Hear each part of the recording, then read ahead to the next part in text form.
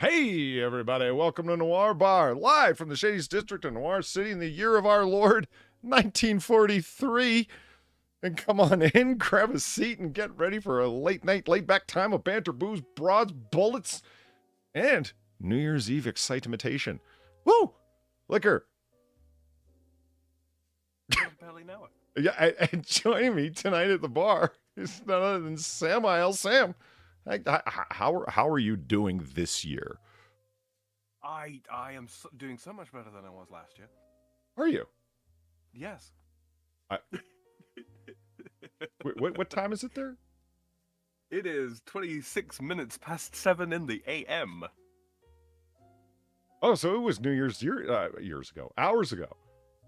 Yes. Yeah, very much so. Oh. Very much so. Well, I okay. actually streamed my way into the new year, Polly. Did you? I did. Nice. Because, I had nowhere to be and I'm sad. Right. That's yourself. Oh, I could complain, but who'd listen? Well, these fine people, it's the start of a new year, and they have decided that they are going to become better people, and part of that is that they're going to become better listeners. So complain away. Mm-hmm. Now, all right, chat. Here's a good example of what I'm talking about. Okay, I intend to complain. I know, shocking, but I intend to complain tonight about technology and how it's. Wait, hold on. No. Chat capture failed. Look at that. Look at this stupid YouTube monkey. Look at that little bastard sitting there. Oh, look, I got a hammer.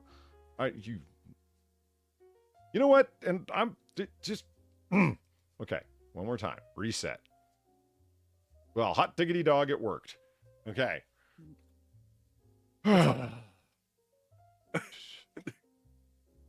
New Year, everyone. Okay.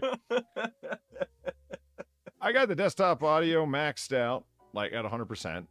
I'm just going to check here over in the court of dis.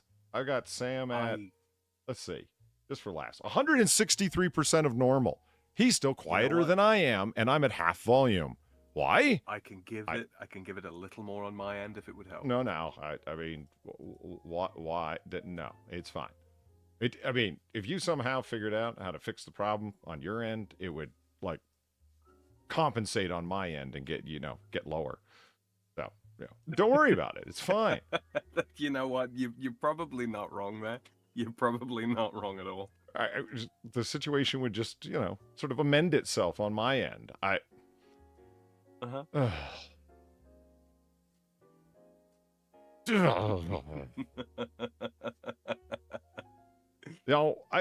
And people wonder why I got like anger issues. It worked. Yeah. Well, you know what?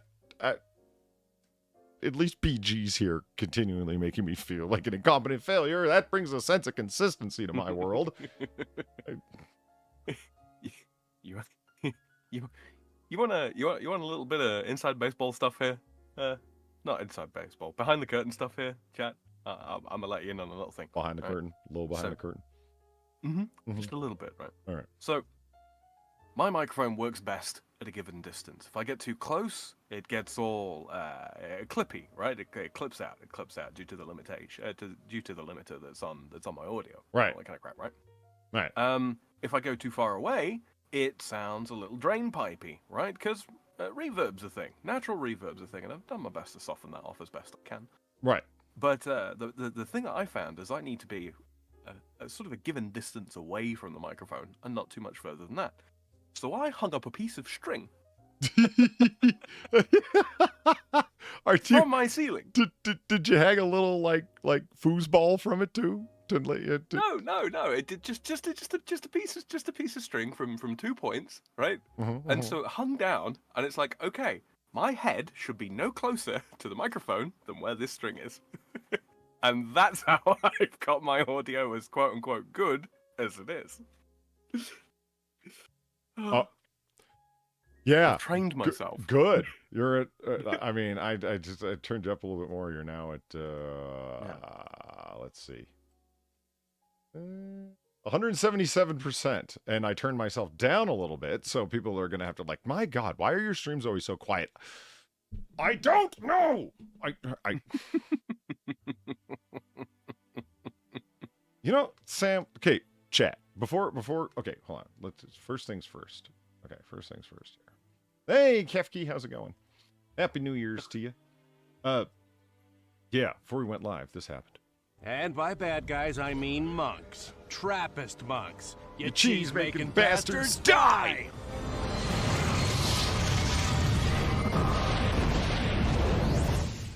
Now, I didn't turn my Noir Bar donations on before I started because that's an element of competency, Sam. That would be woefully well organized. Well, yeah. What do you want from me? A checklist of some sort before I go live? I've only been doing this like 3-4 years. Again, what do you want from me? See, now there's a stream title for you. Woefully well organized. You know, but I'm okay with it that God Emperor Dingle hit up the $15 because it brought up, like, you cheese-making bastards, die! Because, yeah, that's the kind of mood I'm in. I could blow up a Trappist monastery as long as there were no monks in it. I just, of course, you know, I don't actually want to blow them up.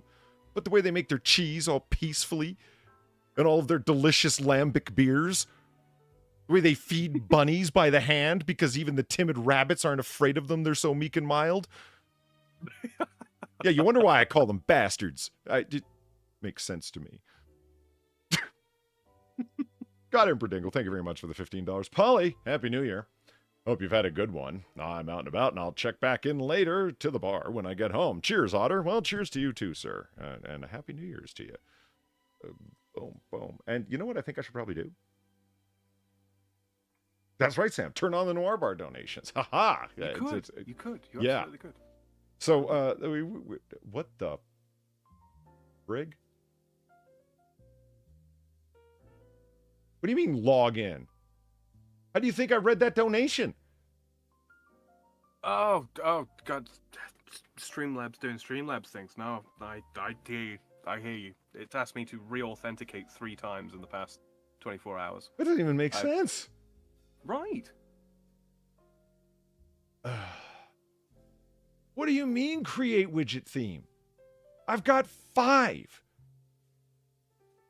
Now, true indeed, only 2 of them are distinct from one another. One of them is just all of them put together, and the other 2 are just ones I haven't deleted that are there. They're duplicates of other ones. But that's not important right now. And stop calling me Shirley.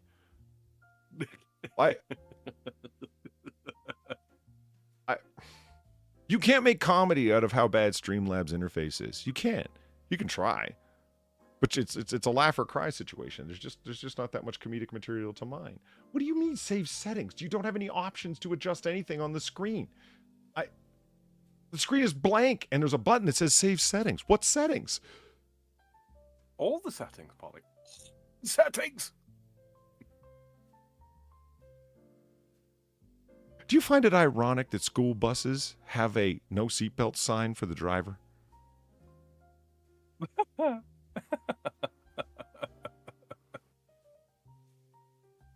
How do you know that they're using a boilerplate standard display, huh? Alcohol, liquor, booze. All 3. Thank you. Thank you. I will, yes. Whiskey. A large whiskey. Can I get some service? A little service? What do you mean? I was just reading 404. Oh, 404 you.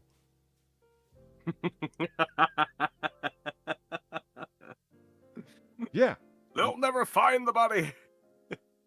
Log in with Google. Again!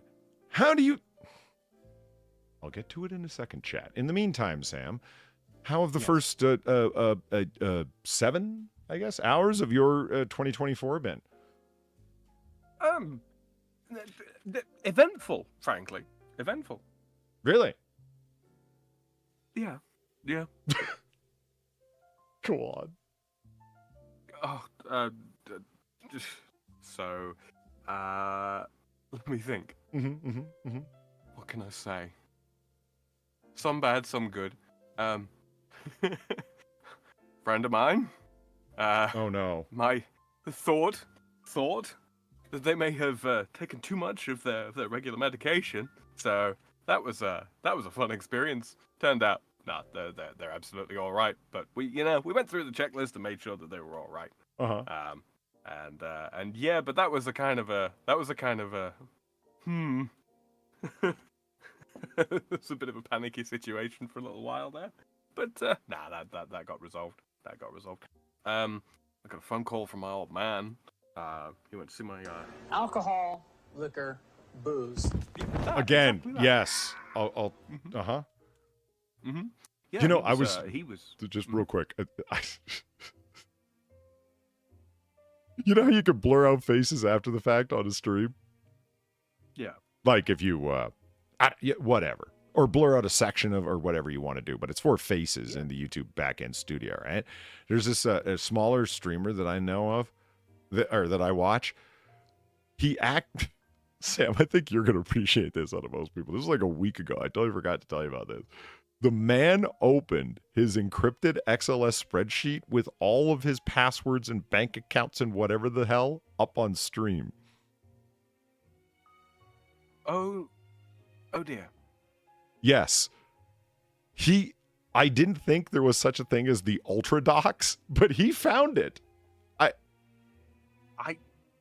No. Why would you keep such a file on the same machine you used to stream with? I mean, I'm laughing because I guess what he did the moment that And by bad guys, I mean monks. Yes. Trappist monks. You You cheese-making cheese-making bastards, bastards, die!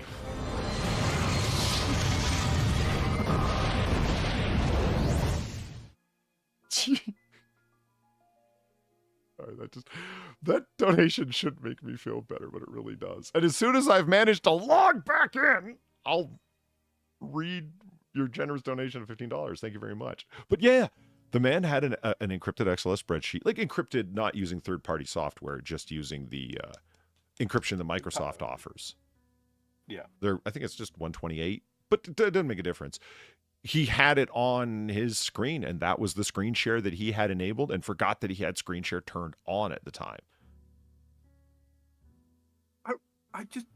I'm at a genuine loss. So, like, at the same time, so chat, like, when I do this kind of thing, when I bring up the frame to share a screen, like, I'm sharing the, let's say I'm just sharing the time zones for New Year's is as the sun moves it across America, or more accurately, as the globe turns and the sun stays steady. That sort of thing. Science. We're going to make fun of time zones. Oh my God, what a discombobulated thing this is. It's just hilarious. Like, it's like, and then Arizona's right in the middle going, no. I just... They've opted out. They're like Western Australia. They're mavericks. I just in the same way that he did that, where he forgot he had his screen share particular scene up on OBS. Yep, he didn't think that he did, and that's why he thought it was okay to do that. It wasn't like he forgot he was streaming. He just forgot which scene he had open that was showing the background that he was looking at his XLS spreadsheet on. And so, but there's one. What he went back, as of the blurring thing, he went back and blurred the whole thing out. Interestingly, he took the stream down while he was doing it and then blurred it out while it was private and then republicized it. Yeah. I just, wow. The next stream he was talking about it, where it's like, if you don't know where it is, blah, blah, blah, blah, he kept talking about it. You can go look at it, even name the timestamp. He goes, I've blurred it out, so there's no problem. And he goes, let me tell you, I've been busy for the last 4 days, changing every bank account number and password that I have. It's just like, holy shit, dude. Oh my God. I know, I definitely hear you, Dad. It was a little bit of an incident on one of my game streams I was doing with Evie a little while back. She said one of the YouTube no words, and faggot, cocksucker. No, much worse. Full on N-bomb. I can neither confirm nor deny which word it was, just that I could not leave it in the stream. Oh, it was all right. We were both extremely tired. To the point where I was having to very, very consciously watch my language. And yeah, so my siblings occasionally watch my my game streams, and some of them might even be watching us tonight. Because they like Noir Bar. They like to like. There's no accounting for taste, especially from the French. I mean, right. I mean, they like exactly. Jerry Lewis, I'm told through stereotype. I'd like to actually find out if that's true. I mean, The Simpsons even made jokes about it. But anyway. But yeah. So over the Christmas period, so obviously, I went and I edited it out and all that kind of thing. And, you private the stream, while it's processing, you go into the stream, or the VOD, whatever you want to call it, the VOD. Yeah. You edit out the part, and then you leave it to process again, and then you republicize it. Make it public again. And yeah, so, but over the sort of the Christmas period, of course, Eve's been working, I've been working, Zell's been working as well, so synchronizing, to actually do game streams together hasn't really worked out too well. That's my password? Sorry. That's just a ridiculous password. That's got nothing, well, I guess it's a good one. I'm like, that's got nothing to do with nothing. Well, I guess that's the point. No, absolutely. I mean, not only is it got nothing to do with nothing, it's got a whole series of alphanumerics after it. Like, how the hell did I even come up with that? I'm sorry, you were saying. So everyone's doing their thing, and you're tired. Yeah. And you're streaming. As a result, there haven't been an awful lot of game streams. It's mostly just been, well, I mean, pretty much all the stuff that I've been doing for the past couple of weeks has been Noir Bar with your good self, and Far before she left for Japan. That's where she still is, by the way, guys. For those of you asking in chat, she is still far, far, far away. And then obviously Starfield Sunday stuff, which I got done doing a few hours ago as well. And yeah, my brother, he called me and he's like, so are you still doing these game streams then? And I'm like, yeah, why? He says, well, I just thought, since considering you you had the incident with Eve saying the naughty word,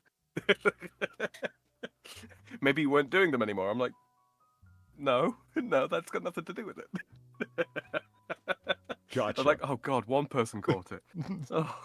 Oh, at least one person caught it.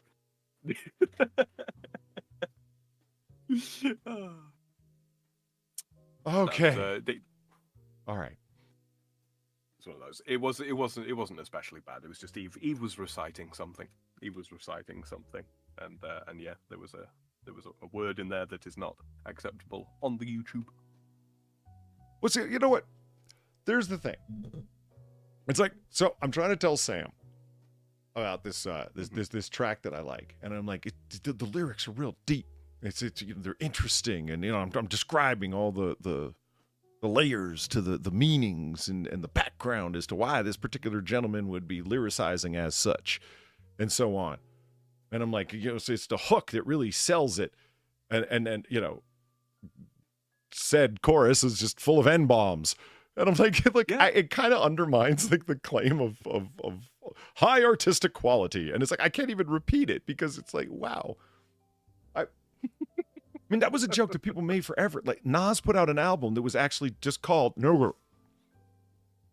Mm-hmm. How the hell were you supposed to ask for that at a record store? At a record store. At a record store. Where else would you get a Sam Cooke record? At a record store. There was a joke that people told online. It's like, I feel so bad for white boys coming in to go buy that at a record store because what are they going to do? And it's like, ask for Nas's newest album. It's not exactly a mind bender for the ages, right? But it just still, why, man? Why did you do that? All right, there we go. Finally got it back up. Okay. God Emperor Dingle got the first one. Thank you very much, God Emperor Dingle. And he's in Cheers Otter, and he'll check back in when he gets home, and looking forward to that. Nazi Thomas Nazi, how are you doing? Thank you for the $2. And he simply says, Polly. Herr Thomas. Yeah, I don't know. Start making up names for people. Alcohol, liquor, booze. Oh, yeah, that's right. Now that I've managed to log back in after I okay, so Chad, I could tell you that story. I won't, don't worry. But I logged in, it kicked me back out and asked me to re-verify. And then I logged back in, and then it asked me to verify with a phone number. And I'm like, oh my God. What? I don't even know how I got logged out to begin with. What are you doing? Sam, I got a browser that I use just for that. Mm-hmm. So it's not like that browser got updated or tainted or I cleared the cache, and along with that cleared all the site settings and browser history and such, so it might have logged me out. No, that's why I use a separate browser just for that, amongst other reasons. But yeah, anyway. But now that I'm finally logged back in, I can put on the Noir Bar donations. Maybe I should do that right now. What do you think? Yeah? No? Yeah. I'd say that's probably a good idea. Yeah.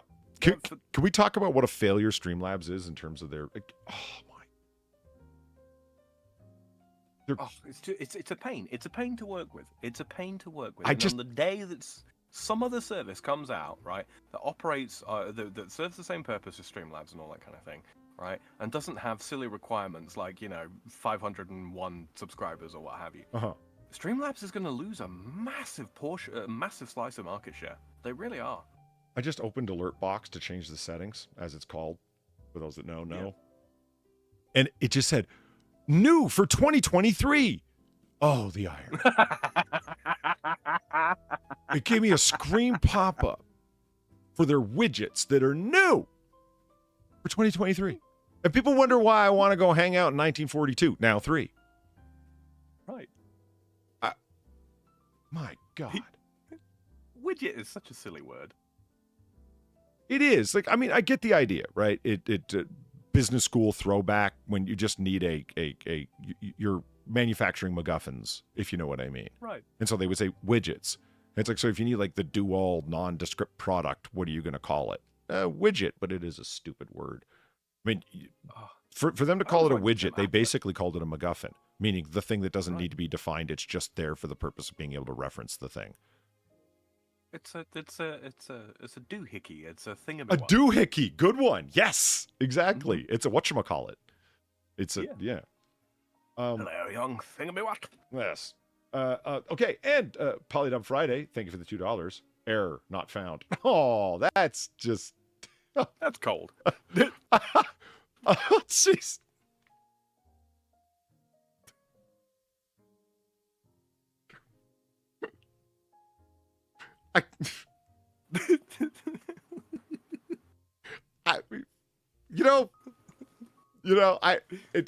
Sam, the Germans have got to have a word for this. That feeling of wanting to tell someone to go fuck themselves, but realize you just got called out so hard you have no position to do so.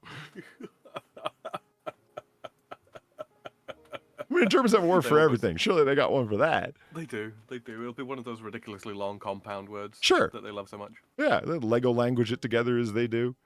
All right. Thank you for the $2. I appreciate you not calling me out in public like that. That's fine. It's just Bespetzenkalder or something like that, Yeah. Lupus Alba, thank you for the $15. Those monks deserved it. And yeah, you see him feeding that little bunny? Those are the murder bunnies as well, by the way. That's a thing? Yeah. Oh. What was it, the white rabbit of something or something or something? No.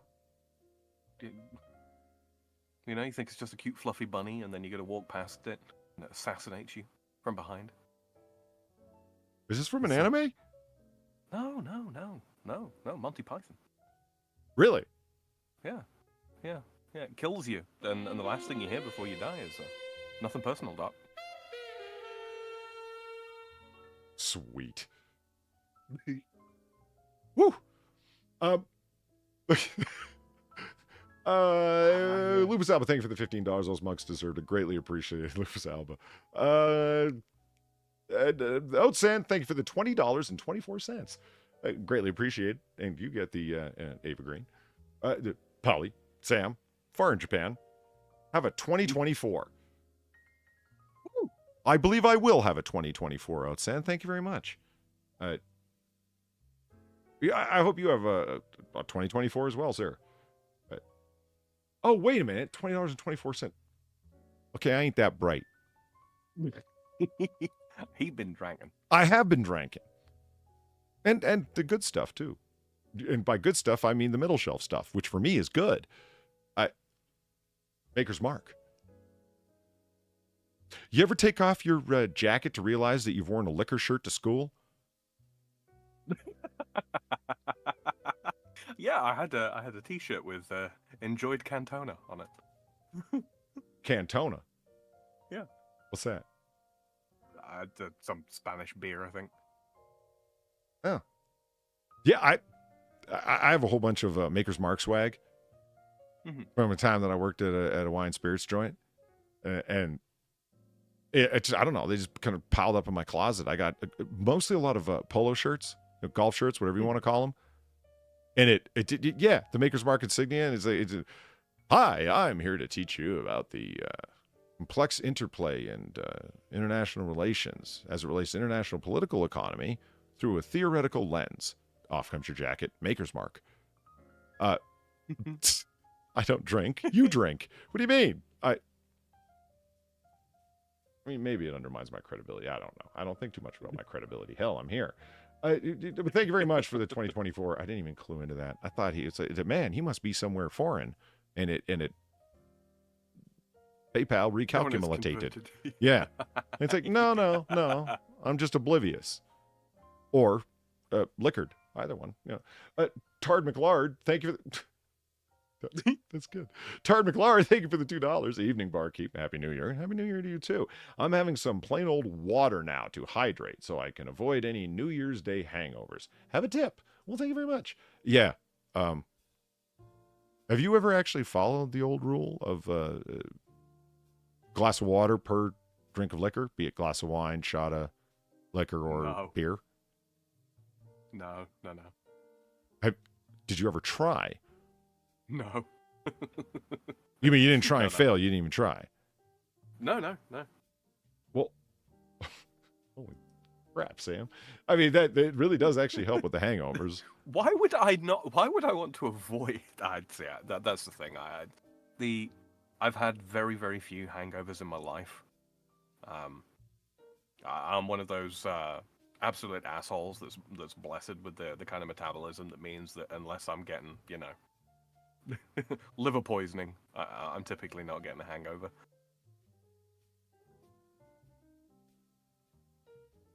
Sorry, I just looked up at chat and realized this is... I wore my dad's Marlboro jacket once. That's pretty good. And then Squizzles, it's like a pea coat with a big tang wife beater. Yeah, there you go.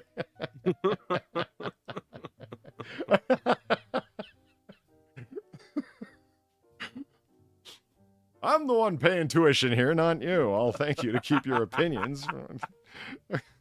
Lucas Albus in chat says, water? I never touched this stuff. Fish fucking it, Polly.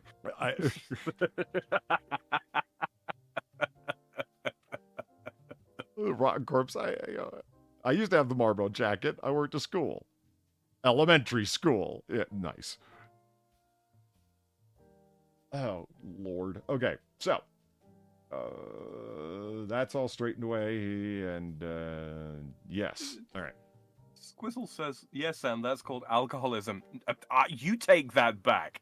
I have never been an alcoholic in my life. Alcoholics go to meetings. I'm a drunk. I'm pocketing that. Boom, there we go. So, we're talking about New Year's resolutions before the stream started. Or at least I was rambling about them. And I thought, you know what, my New Year's resolution was going to be to learn how to use Adobe After Effects. Now, I was watching the intro clip, the title sequence to Yellowstone 1883, the prequel series to Yellowstone. That title sequence is Adobe After Effects combined with Adobe Premiere and Photoshop, par excellence. Like, it is, if you haven't seen it, like, the show's good, but I mean, that intro sequence is just editing, graphic art mastery. It's so well done. I mean, you don't have to like the style, like all Western and whatnot. I'm talking about like the technical achievement in terms of its editing and whatnot. I'm sure you've seen, Sam, someone will take just like a simple 2D photograph of somebody and make it look as if it is turning from one side to the other, as if it's rotating around the person, and it gives this certain effect to it. Parallaxing. Right. I have never seen parallaxing done with that level of smoothness and skill. It's just absolutely amazing how well it was done. And again, all of it done through a combination of Photoshop and After Effects to pull it off. And so I thought, you know what? After Effects has scared me. I admit it. It don't look like Adobe Audition. It don't look like Photoshop. It don't look like Premiere. All the buttons are in different places. All of the Who's It buttons are not located where I'm used to them, and the function names have different things attached to them. The timeline is even different. So, subsequently, I was rendered a fright. I did try. 5 minutes later, I was like, fuck this. And just, people have even sent me Humble Bundle tutorial series, that kind of learn how to use it, and I've even thought about, I need to go to the local learning annex, go down there where the tall foreheads in the city live and learn how to use this damn thing. Oh man. So I'm thinking about, you know what, that's gonna be my New Year's resolution, is learning how to use Adobe After Effects so I can do some reasonable quality stuff, especially because I have a copy from perfectly legitimate sources and Adobe Bridge to connect Photoshop, Premiere, and every other thing. Right. Hell, I don't even use Premiere. I'm still using Sony Vegas from 2007. Oh man, I remember back when I think it was CS6, Photoshop CS6, something like that. I picked up back when people still bought physical books. I got the not the 4 dummies thing, but like the complete manual of how to use Adobe Photoshop CS6. Brother, that thing was a tome. That was not a book. That was a that thing put the word volume in volume, I didn't think that's where you were going with this, or I would have joined in. Because I got the PDF of it, right? And you should get, PDFs launched fast as hell. It's one of the great things about them. They're auto-compressed, whether they're PNG or JPEG based. It doesn't make a difference. PDFs launch fast. Get worried when it's thinking as it's launching. It's that big. That's what goddamn that feeling in those little. The feeling in the pit of your stomach where the container launches itself, but it's the blank screen, and then you're just waiting, and it's like, oh my god, and then it starts up, and it's like page 1 of 9,000, and it's like, oh yeah. Oh, but man, it's okay. There's an index. You take one of those little USB flash drives or whatever, you put it into the port, you put the PDF on it, and then when you go to pull it out, the USB key itself is 3 times thicker than when you plugged it in. The USB stick got thicker. Yeah, that's good. Exactly. Try and burn it to a CD. It comes out the size of a fucking 33 record. Well, Ron Corpse is like, was it? Oh Lord, is that mind-blowingly loud for chat or just me? No, it sounds about regular volume to me. Goddamn Perdingle, thank you for the $3 and the Weebo legs. It's easy, Polly. You just push the button that does the thing. I've made it to the bar finally. This bar is 1,000% better than the one that I came from for sure. Cheers. Yeah, I know what you mean. I'm going to complain about all-inclusive bar nights for New Year's Eve in a moment. But in the meantime, thank you very much, God in particular. And that, what somebody said in chat just clued me in. There it is. Happy New Year from Montana. Happy New Year to you, because we just crossed the time zone, or rather the Earth crossed the time zone like that. And now from, let's see. Polly, help. What? The world is spinning. Nice. Well, you know the lines of the great Joey Lewis. You're not drunk if you can lay on the floor without hanging on. I love that line. I've been there. Oh. I actually stole that line from the... Whoa. What? Sorry, something just grabbed my attention. Believe it or not, Sam, it was because of a lack of organization and pre-thought on my part. I know. What are the odds? But it's true. This is my surprised silence.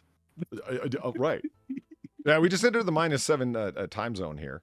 And so from Denver on up to Edmonton. Nobody's worth that much. He's good.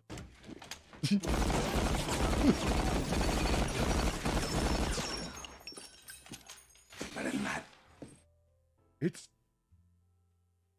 you know, on my worst days, I will admit it's a good thing I don't own an automatic Tommy gun. I mean, you see the flash that comes out that muzzle, right? Oh, right. It's too much fun. Yeah, it's the muzzle device combined with the relatively short barrel, combined with the fast-burning pistol powder for the 45 ACP that produces that distinctive, iconic muzzle flash that comes out that gun. And if I owned land, every time I got mad, outside with a drum clip. People in my life would have to come to understand. Oh, shit, something happened. Every time you see a dumb post on Twitter, you just one of the dumb commie posts on Twitter, just go outside. Yeah. This is America. We don't share land here. You know what? If I had land, not only the Tommy gun, I'd do the lever action on occasion when I was feeling particularly Old West about the whole thing. Yeah. What is this? What does that say? So the Ivelas. Oh, wait a minute. You can't see what I'm talking about. No, yes, you can. Okay. All right. The Ivelas Regavalo. It's New Year's. As for you, Clipperton Island, owned by France. Okay. Yes, with this distinctly French name. Off of Mexico in the Pacific? We're looking into this in a moment. Clipperton Island, you just wait your turn. Soon enough. In 56 minutes, you bastards. Yeah, I ain't learning how to... So anyway, back to the point. There might be some drunken rambling involved tonight, folks. I'm just saying. I am not going to commit to a New Year's resolution to learning how to use the After Effects. Not going to do it. I might as well say that I'm going to climb Mount Everest. You know, just obtainable goals. You know what I mean?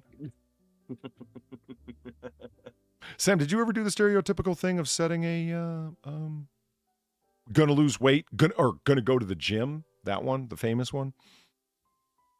No, to be honest with you, I think I've maybe made 1 or 2 New Year's resolutions ever. I'm a big believer in the principle of, you know, if you've got a meaningful change to make to your life, you should start immediately, not at some arbitrary point in the year. Or at the end of it. I don't know, man. I've been called a spoil sport for that, and maybe that's true, but I don't know, man.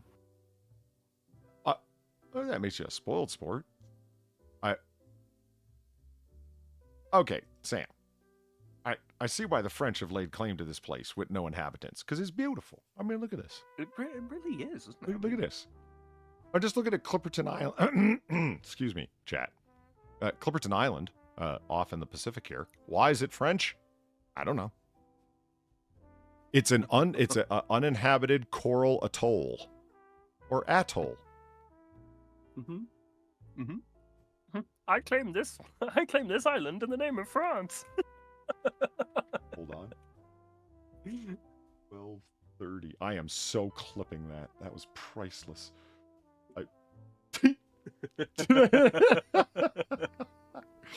I mean, I'm running out of time to use my. Christmas goes right up until the 6th, and I'm running short of time to use all my Christmas sound buttons. 'Tis the season to shake a bitch. I mean, that's just. I'd love to use that all year round. It just doesn't work that way. But you know, I'm on the lookout for other ones. You know, always. Did you manage to catch the knife one yet? No, I didn't, but I downloaded it for clippage. Excellent. Yeah, it's been thrown into the folder for processing. Yes. One. I can't wait. Of course. She's gonna be so mad. She knew that I had made I fucking hated you. that one. I told her, and then when the first time she hears it, she's like, "What the hell was that?" Like, I was like, "What do you mean? This is not news." Let me see. Oh yeah, and then my favorite new one, the one that Zelthra had recommended. Yeah.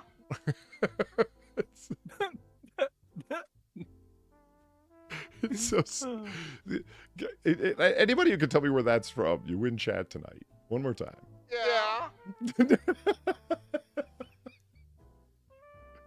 He's the only actor who can make that noise. Yeah. This. Why did they even claim this? Is it that people didn't claim it back? If you know what I mean, like Clam just wow. Eric, that was shockingly fast of you. Yes, it was from Tron Legacy. Holy shit. Okay. The man knows his Tron Legacy. Tip of the hat to you, sir. You win chat.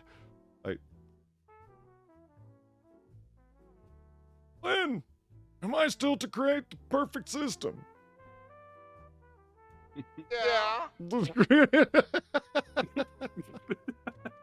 And then Clue suddenly, decides to kill everyone. Not uninhabited. There's birds. Right. Remember, and a tree. Is that a tree? It's tree-ish. Wait, look, trees. No,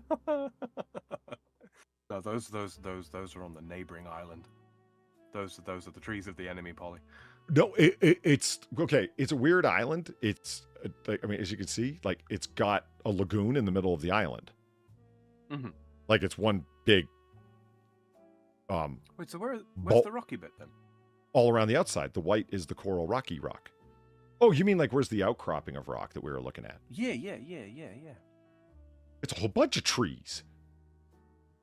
Sam, you could move here. I could. There's shade. Yeah, oh, look at this. Mexico's Look. right there, and It's so lonely. Polly, the moment anybody from Western civilization moves there, I'm gonna end up having a fucking immigration crisis. I love it. Look how lonely that little French flag is.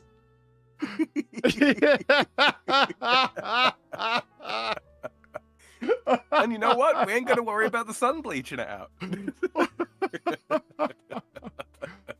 They got this little thing here. They put up a little stone pyramid on a little platform, and it says, "Je ne sais quoi."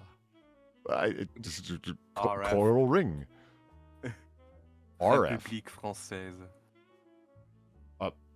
The region to France. What does it say? République. Republic. Right. Française. French. Okay. French Republic. Why isn't there a big 5 imagine. over it? Sorry. Why? Why is there? Why isn't there? That's a good question. I mean, yeah. I don't think the French should be going around claiming, like, seriously. Okay, look, here's my theory. Mhm. You got the People's Republic of this, the Democratic Republic of that. I'm not trying to liken you to those places. They're hellholes. Sure. Keep your immigration policy up. You'll find out. Now, Mhm. I think France should have had to come up with another name with each subsequent republic. I mean, that's fair, isn't it? No, to be honest with you, probably the main reason why there's not a big fat 5 on there is optimism. That this republic's going to remain? Yeah. Yeah, exactly. Well, you're on to the 5th one. I'll tell you what, Sam. We're relying on you. What do you want to call the 5th Republic of Sam? Let's call it that, the Republic of Sam. What do you want to call the 5th Republic, Sam, period? Because France doesn't work. sense? Like new Neo France right. 3.0. See, that would be like 5th. In the meantime, now that I've actually managed to log back into Streamlabs, yes, it logged me out again. I need to re-credential. So let's just let Gokato's donation go because I just love this one so much. Nobody's worth that much. He's good.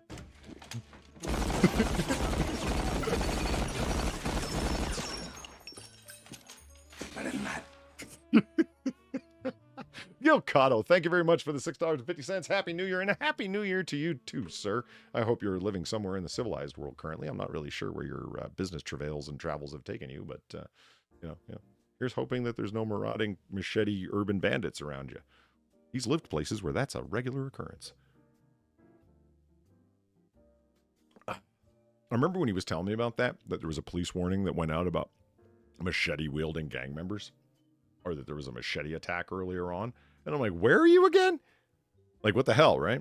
And he told me, and when he said the name, I was like, oh. All the questions were answered. It was just that kind of place. Okay, boom, boom. Now, I want to find out, imagine France gets destroyed. No one is French anymore, but this island remains French. Yeah. I'm suffering an imagination memory failure. I know that's happened throughout history, where there was a much larger thing of a formerly very large empire, imperium, republic of some sort, and now it's squished down to a tiny little fragment of its former self, but is still totally extant and functioning in every way. Mm-hmm. Well, Sam, I can't think of one right now. Maker's Mark. Well, I bet Rome. You know what? That would probably be the best example of the Papal States to current Vatican City. Yeah. Because the head of the Papal States was Vatican City, what is currently Vatican City, all the way down to that, and is still a fully functioning sovereign state.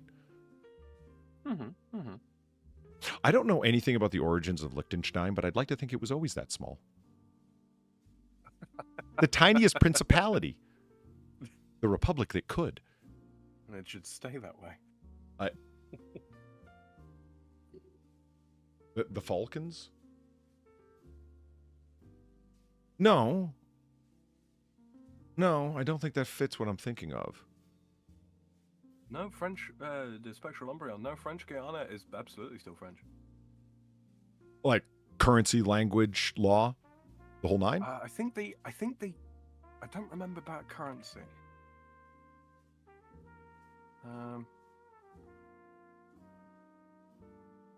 Oh, nice. Gokato's back in Australia for at least the next 2 years. Good, man. Cool. You deserve it after your years abroad, in my opinion. That man's traveled. Like all over the Pacific Rim and here and there, and places that, highly trained intelligence officers fear to go. Gokato's been there, laying fiber and making sure that servers don't go under. Or get macheted. Yeah. Gokato's been places where, like, dystopian cyberpunk future is now. it's like you've got like a fiber relay station in the middle of rainforest. Yeah. Super dilapidated urban place, spray paint on the walls, homelessness, drug addiction, violent gangs vying for control over a given area. Yeah, Cuba. Right, and you can swing a dead cat and hit a billionaire.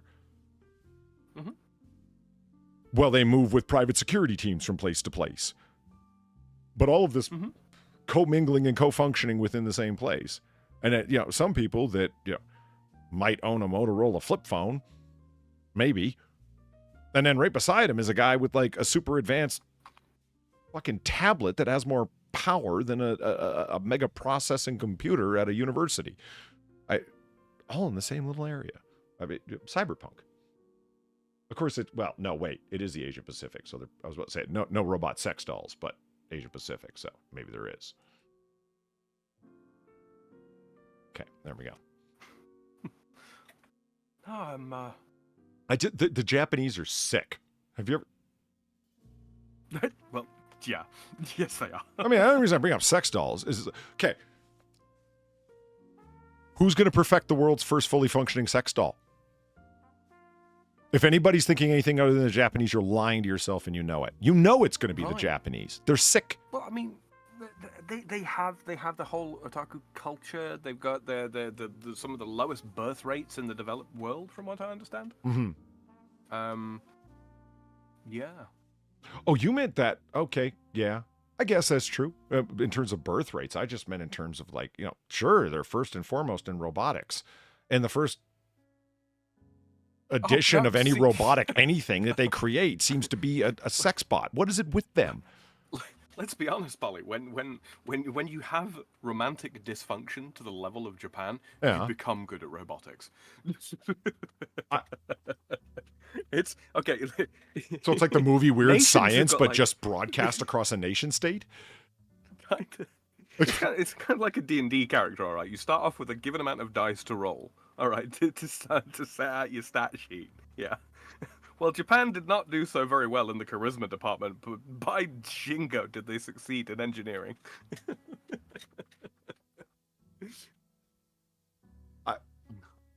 They have advantage in all robotics checks. Gokad was like, Jakarta does work that way. It's insane. There's one thing I've never thought of this until right now. Sam, you've heard me talk about this a little bit. The idea of, quote, open cities fascinate me for strange reasons. So, Kuala Lumpur, Jakarta, oh man, there's like 3 or 4. All of Ukraine.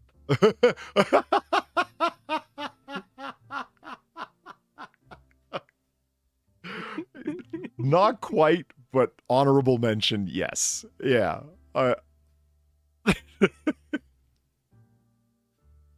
Holy shit, that's funny. How can you say that? It's a war-torn nation. Oh, Crimea River.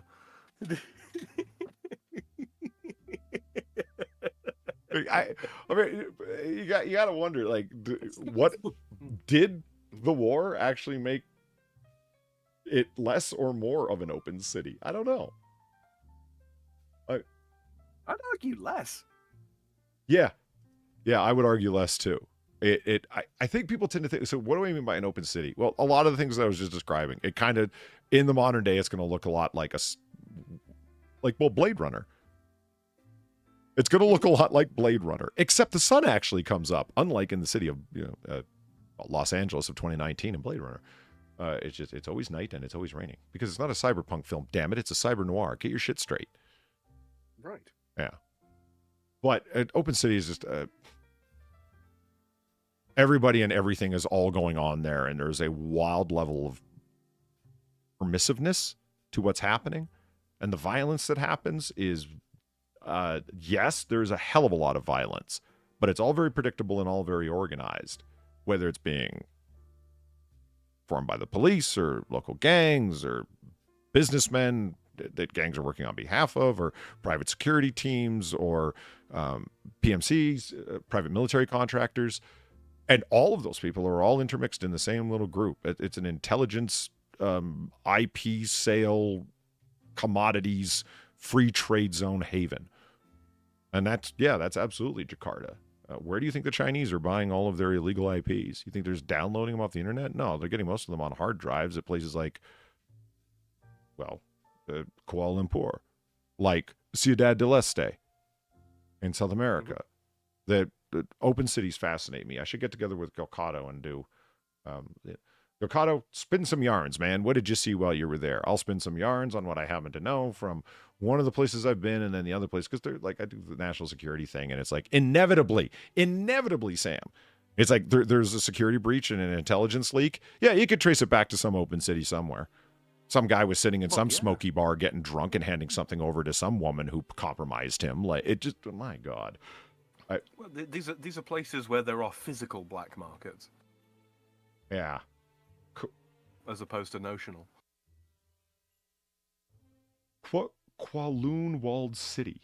I don't know that one, Lupus Elvis, but I'm going to just make a note to myself because I want to look into it. Well, hell, I'm doing a stream right now. Fuck it. Let's look into it now. What the hell? We'll get back to your precious coral in a second, Sam.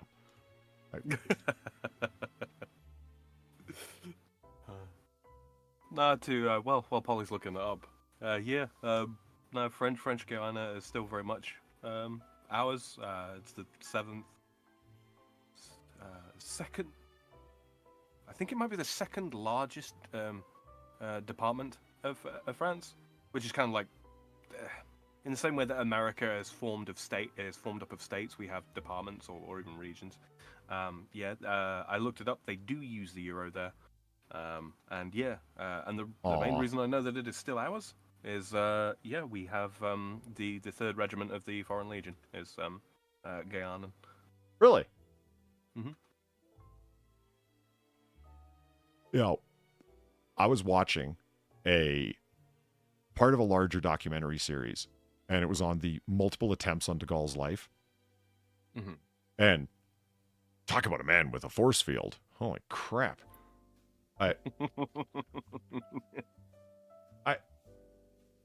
See, maybe you've heard my theory. No one shot JFK. His head just did that. Yep. Yeah. Yep. Happen to love it. Yeah.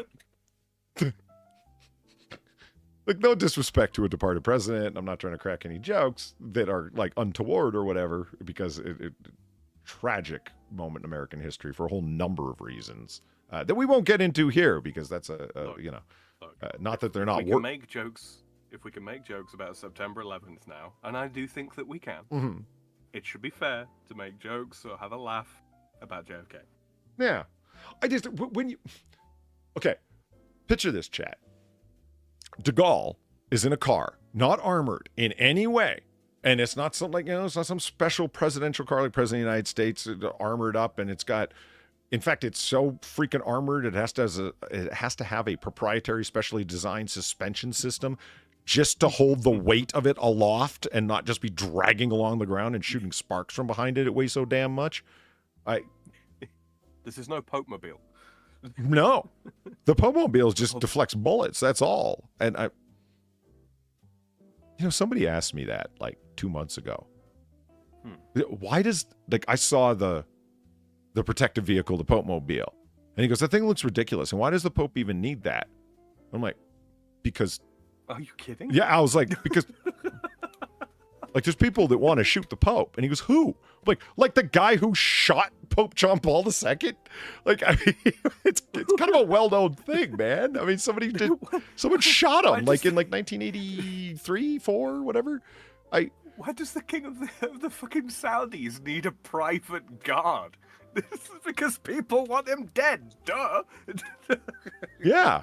And whether you are a genuinely nice guy like Pope John Paul II, who's adored by billions, or you're a scumbag fuck who probably deserves a bullet like King Saud. I've heard from disreputable racists. They don't run a fingernail factory in Saudi Arabia. What are you talking about? That just blew my mind. Like JFK. That it. I was about to say. So, chat, picture this, right? De Gaulle, he would have been, help me out here, president, right? President of France at the time. Was that a mm-hmm? Yes. Okay. Yes. Affirmative. He's driving down a road. There's a whole bunch of people that want to kill him. Now,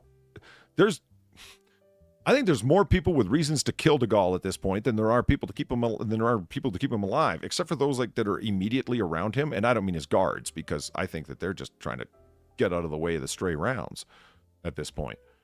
But those who directly owe their employment and their position to de Gaulle, they're pretty much the only ones who still want this guy alive. I exaggerate, but not by much. It all had to do with ultimately withdrawal from French colonies and the way he went about it and not attempting. He was very... Go ahead. He was very, very much, certainly towards the end of his, towards the end of the first half of his career, I suppose you could say, because there was something of a resurgence later on, but we won't get into that. He was very, very much make France great again.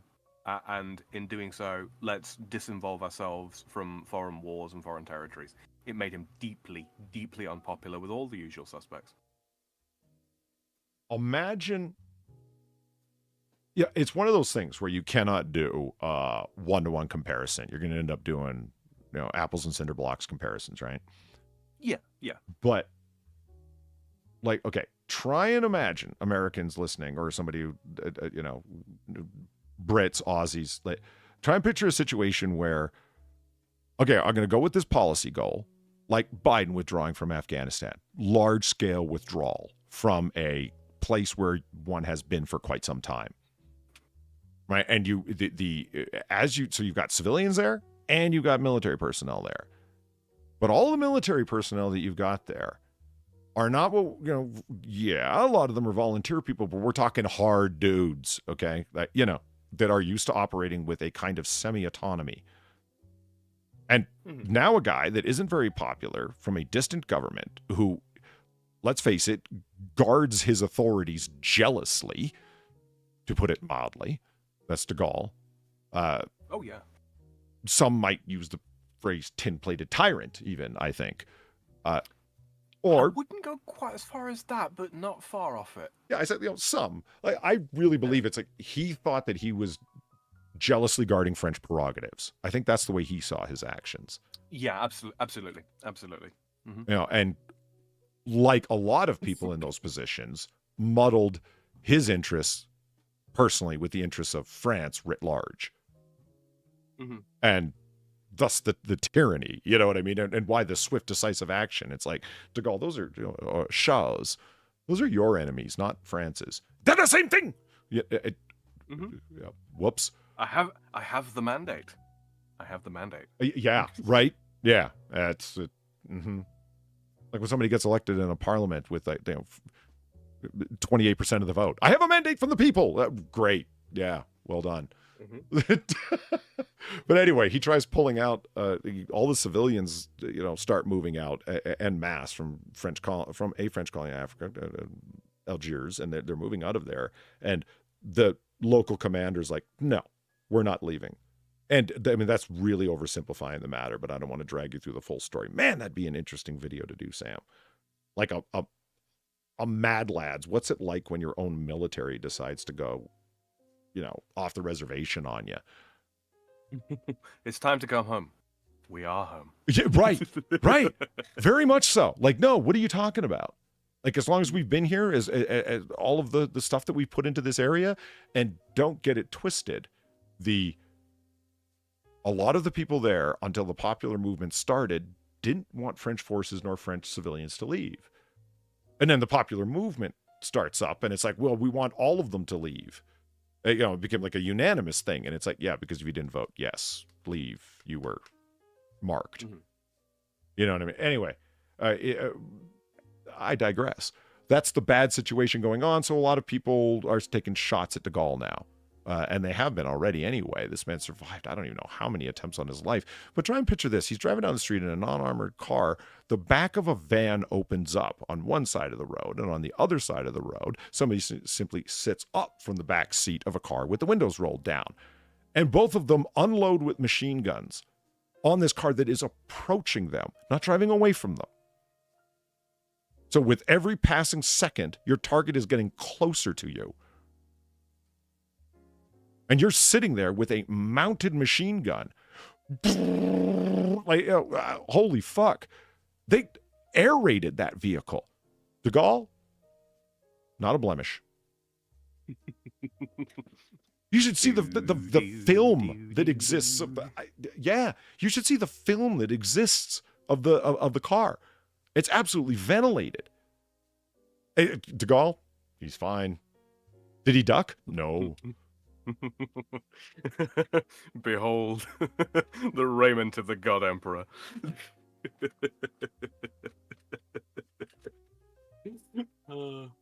Frank Cap, Happy New Year. Oh, it's 2:39 a.m. and I'm just getting off work. Well, congratulations. Good for you to get off work. There are 29 minutes until we hit what? California time? Yeah. I've got hold on. I've got a map for that. Yeah. Los Angeles and Vancouver.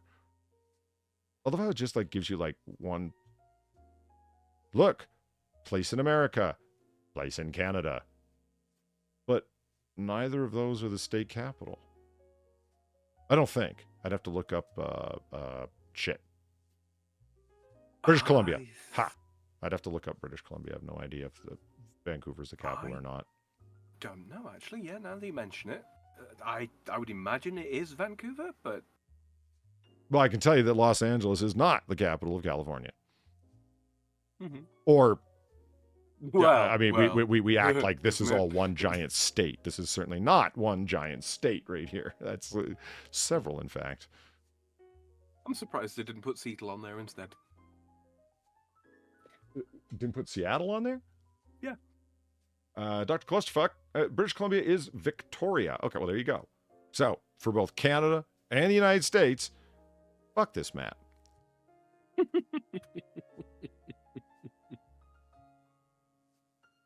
Why didn't you do a barely remember review for Terminator Dark Fate?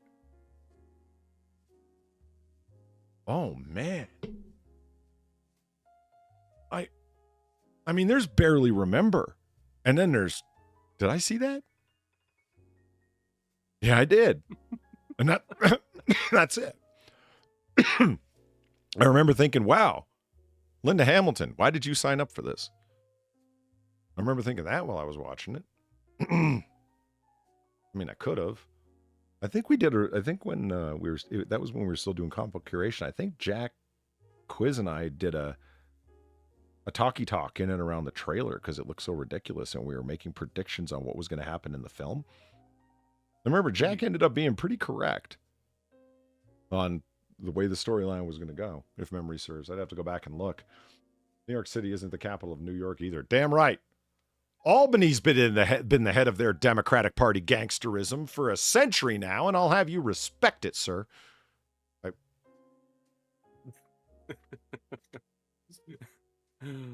Man. Anybody moderately, even moderately right-leaning in that state should be getting in contact with the Dutch. Would you like this back? We don't want it anymore. Yeah, Frank Capit's Albany. Oh, Spectral Umbreon already came in answer. There, Sam, you get a kick out of this. I happen to know what the capital of Quebec is. It's not Quebec. Yeah, it's Quebec City. That's a pretty easy one to remember. But they've got it labeled here as like, oh, look, Quebec. That little dot, as I understand, if only. To be honest with you, Polly, for a moment there I'd forgotten they existed.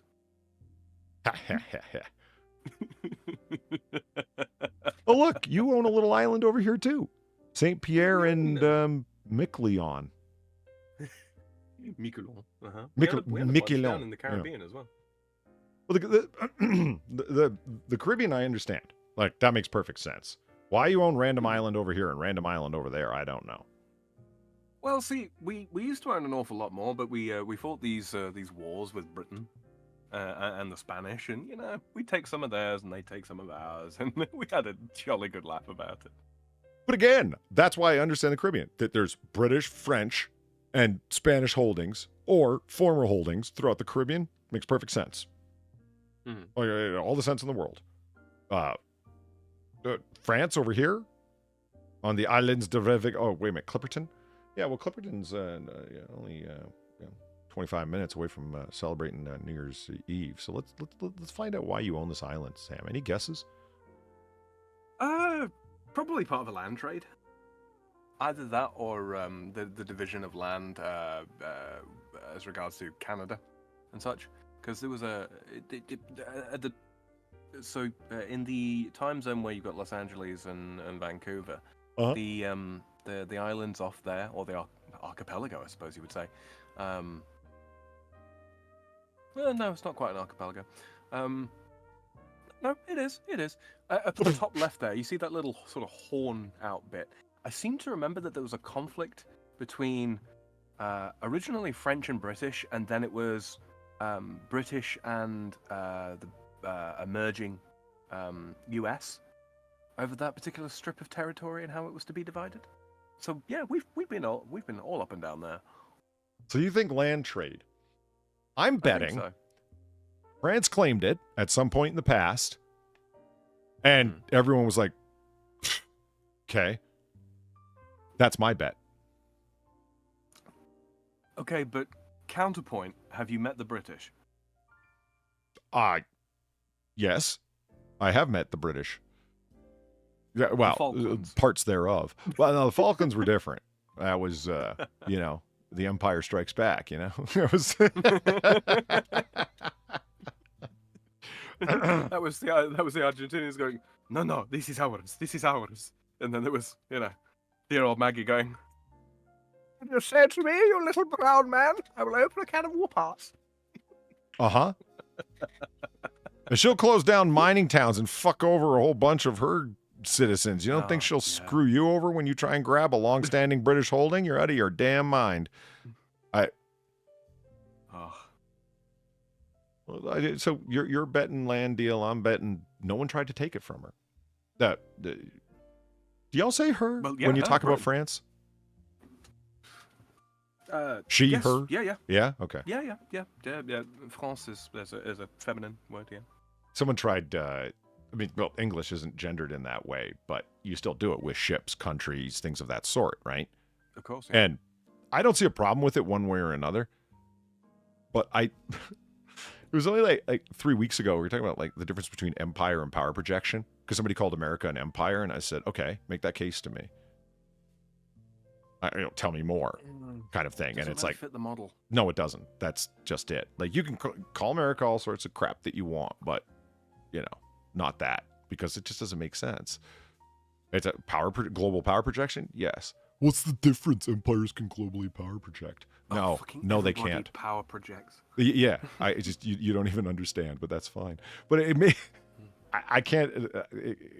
That comes to mind because of two things. One, just because I said America has global interests and she protects them. That's why the power projection. It's not about wanting to control the globe. If America could stay inside her borders, she would. And the person objected to that I was feminizing America. Oh, for God's sake. Okay, at that point, you go, yeah, sure, Jen.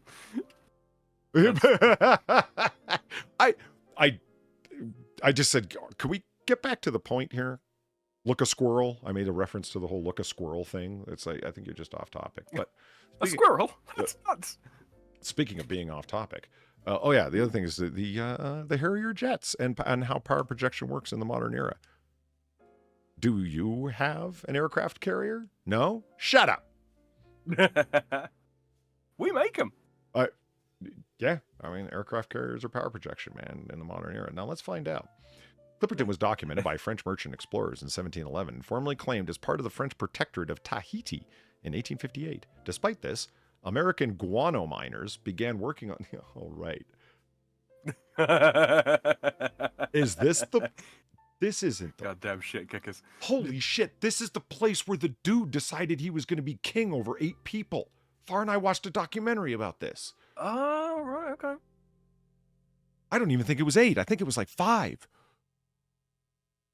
He just lived in a lighthouse and said, fuck y'all, I'm the king. Oh, I love me a good micronation. I absolutely think this is the place. So anyway, it was the guano miners that clued me in, because what it has is a whole lot of bird shit. Which, depending on the market and the time, is extremely valuable. Yeah. For minerals and fertilizer. And yeah, so if you can just like sail out to this little place and get it, why not? As interest in the island grew, Mexico asserted a claim to the island based on the Spanish records of 1520s. Well, whatever. Fuck off. Back in 1520, have you been there since? Well, back in 15, shut up.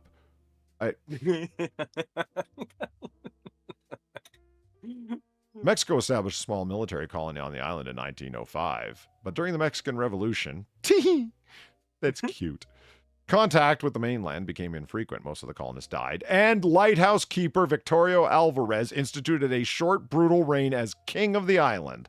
11 survivors were rescued in 1917, and Clipperton was abandoned. Holy shit. 11. So I was wrong. No, those were just the survivors. There were possibly more prior to that, and, due to his brutal reign. What is a de-expedition? That is a... Where am I looking? Right here. Oh, amateur radio. Amateur radio de-expeditions. It also has hosted climate scientists. Fuck off. A de-expedition is an expedition to considered an exotic place by amateur radio operators and DX listeners, especially because of its remoteness, access restrictions, or simply because there are very few radio amateurs active from that place. This could be an island, a country, or even...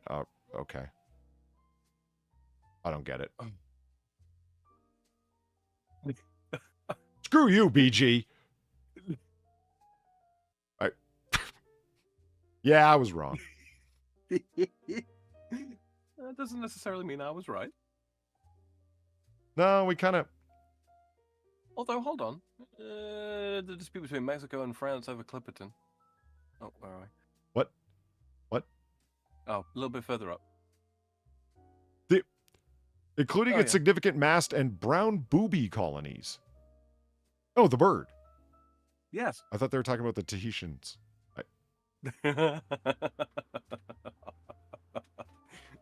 No, we're not allowed to call them that anymore. The dispute between Mexico and France over Clipperton was taken to binding international arbitration in 1909 with the Italian king, Victor Emmanuel III, deciding in 1931 that the island was French territory. Despite the ruling, Clipperton remained largely uninhabited until 1944, when the US Navy established a weather station on the island to support its war efforts in the Pacific. France protested. Shocking no one. And there's concerns about Japanese activity in the Eastern Pacific waned. The US abandoned the site in late 1945. Cool. There was concern about Japanese activity in the area in 1945? No, prior to, 1944. Okay. I'm like, did they have much of a... De-Winter, love you, Polly. No homo. Well, thank you.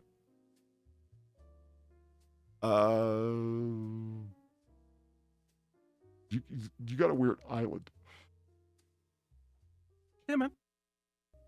Look at it. Cool. There it is. Okay. See, now I want to understand a little bit about this. Okay. Holy shit, that's fresh water in the middle. Really? I thought it was open, like to the sea, And sure, it would have like a unique microclimate in there because it's set off, but I still thought it was open. That's fresh frickin' water. Clipperton is a ring-shaped atoll that completely encloses a stagnant freshwater lagoon. It measures 12 clicks across, or 7.5 miles for those who have been to the moon, in circumference with 720 hectares in an area. The island is the only coral island in the Eastern Pacific. The lagoon is devoid of fish. Aww. I was hoping there were weird mutant prehistoric fish there. I learned a little fact today about kilometers and miles, but we'll get to that in a minute. All right. And is shallow over parts of the eroded coral heads, but contains some deep basins with depths of 43 to 72 meters, or 141 or 236 feet, including a spot known as True Sands Pond, the bottomless hole. Good name. Yep. with acidic water at its base. The water is described as being almost fresh at the surface and highly eutrophic. Eutrophic or oitrophic, yeah. Meaning? Not trophic. Doesn't erode, doesn't eat away at things. Seaweed beds cover approximately 45% of the lagoon's surface. I was hoping... Damn it! That's lame. I was hoping it was going to be really interesting. Like, it was going to have, like, all sorts of, like... Okay, remember... Like a unique species of fish. Right. And prehistoric fish would be really cool. Well, there's some dinosaur fish swimming around in there or whatever. That'd be great, but that's too much to ask Them for. bony-headed fuckers with the razor teeth. Yeah. Yeah. The ones you only see in, like, Getty images and artist impressions and whatnot. Remember the island that Far and I came across when we were looking at St. Helena, the island? St. Helena, rather. And then right beside it, there was... damn it! What's the name of that place? Unreachable Island, Insurmountable Island, Not Get Toable Island? Yeah. Oh, God. This is why we need Far here. Right? To remember things. Our lore is too deep. Because we were gonna stream from there. I was gonna set up a hut on the shoals. But when you look at it, it's just the entire island is nothing but sheer cliffs all the way around. And that tiny little one red species of bird, it's jet black, blood red eyes with a long needle beak. And that's the only place in the world that tiny little bird exists. And you have to do, they had to do extensive DNA analysis to even figure out what its closest relative is. And its closest relative is Inaccessible Island. Inaccessible Island, right. And Ascension Island is the one that you can see. Thank you, Darksidism, from, you can see Ascension Island from Inaccessible Island. And like I said, the whole edge of it is just this giant sheer cliff. You understand where it gets that name from. But I was hoping that this lagoon had some species of fishes and found anywhere else, but that's really boring. Yeah, the island has a tropical oceanic climate. Highs up to 37.8. Well, that's oddly 37.8 degrees Celsius. Yeah. I mean, that's nothing crazy. That's like, look at that's cooler than here. That's right. 60. The average temperature is 68 to 90 degrees Fahrenheit. Like, it's pretty. That's pleasant. Where it is very temperate, right? Like, that's like, I mean, right. It's in the middle, like right off of Mexico, down by off of Central America. I thought it'd be hot as fuck there, but nope. I was gonna say seriously, it gets hotter than that here by like freaking nearly 10 degrees Celsius. Have these sons of bitches really been talking about some random island for like over half an hour? Yes. They've got their own crabs, the Clipperton crab. That's delightful. Isn't it, though? Look at this little feller. The Johunga oceana, also known as the Clipperton crab, is a bright orange species of land crab that lives in Clipperton Island and Sirocco Island. I'm kidding. That's a liquor, not an island. Socorro Island. And I ain't even going to try it. Islands off Mexico. Reviejado. If my Spanish has not completely failed me. On Clipperton, the introduction of species that prey on land crabs has had a significant impact on the island's vegetation. Introducing pigs to Clipperton Island by guano miners in the 1890s reduced the crab population and allowed grasslands to eventually cover about 80% of the atoll's land surface. Because the crabs were eating the grass? Seems that way. It feeds on seaweed, vegetation, and sometimes carrion. Huh. I thought crabs just ate basically whatever, but preferred to be bottom feeders. I thought they were basically bottom feeders. They ate scraps of this and that, carrion. Huh. They are literally picky eaters. Nice. So I did want to look into this one thing really quick. Walled City. Oh yes, the Walled City. I had heard of this. Like I just had to see the picture. Frightening story. What's that? Dystopia? That is fucking bleak, isn't it? Yeah. Oh, yeah. That's frightening. Oh, God. You're not supposed to be there, but they're there. Like that walled city has its own little, not little, its own very large, strange internal commerce structure. And this could be a shot from Blade Runner. It absolutely could. Right. Or Cyberpunk 2077, Yeah. Name it. Does Holy this not crap. show, though? Does this not show the tenacity of the human spirit that people live, grow up, grow old, and die in these places? They don't just all immediately off themselves. Yes. Yeah. Something's going to happen. Canadian government. Okay, that's right. I'm like, that doesn't look real. Right, replica of, yeah, I thought so. You fucker. Man, when there's places that look like this, why are you faking it? Mm-hmm. What's wrong with you? Fuck you, Canadian government. Holy shit, look at that alley. Isn't that fantastic? If ever we go forward in the time machine rather than back. Hey, everyone, Let's go there. there's my IP address. Quick, write it down.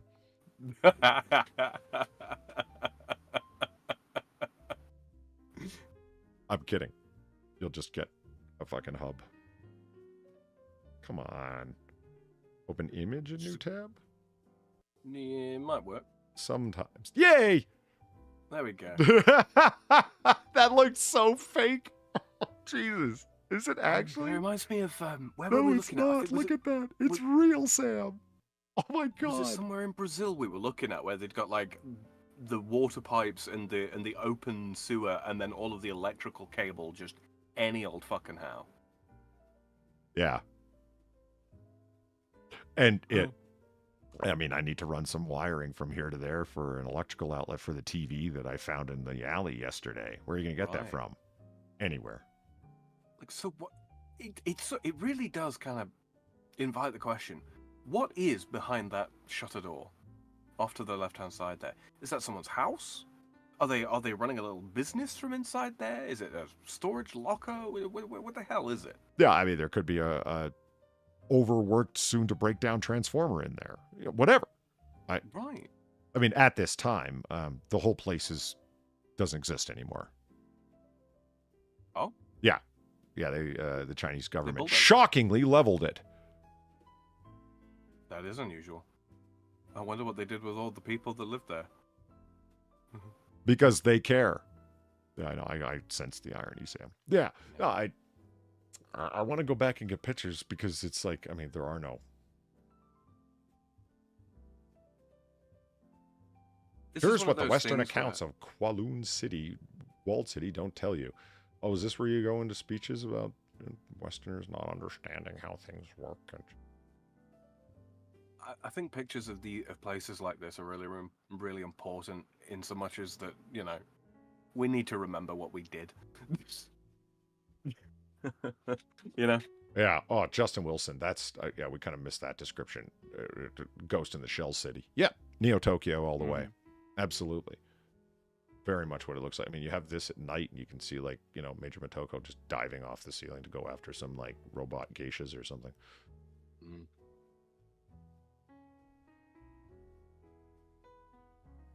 Oh, man. It looks like,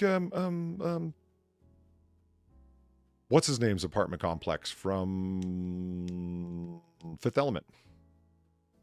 Mm-hmm.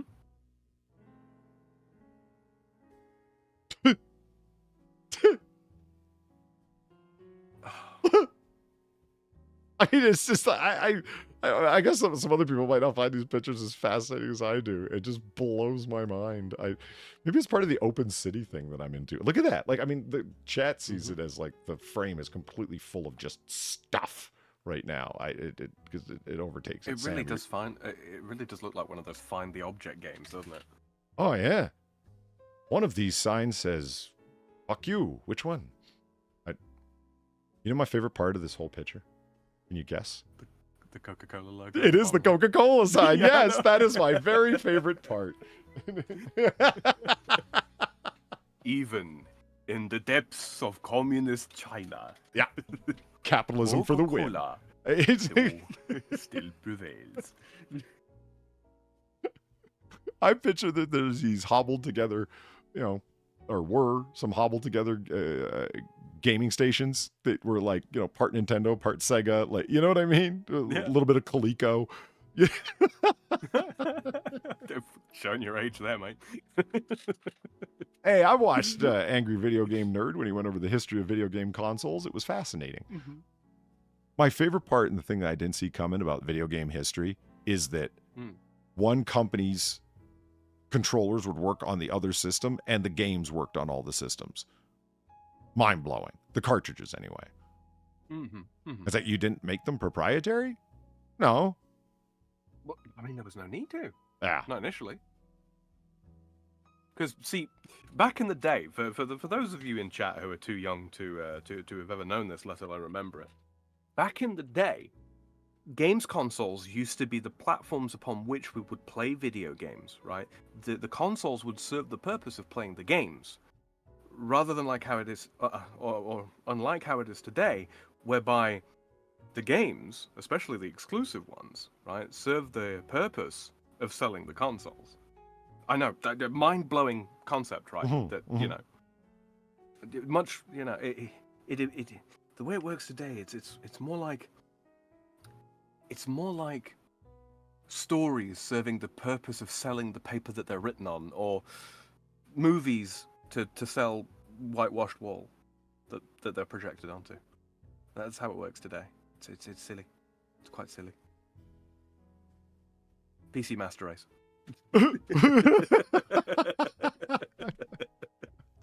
Hold on. It needs to be touched like the like button in Streamlabs. You did PC Master Race like Omegon does Streamlabs. You just sort of like in the end, it's just... Maybe I'll do that. Maybe I'll make it a clip, Polly. Just throwing it at the end. It's like... And that chat is why I happen to think that Starship Troopers is an overrated movie. PC Master Race. Play video games the way they were meant to be played. PC Master Race.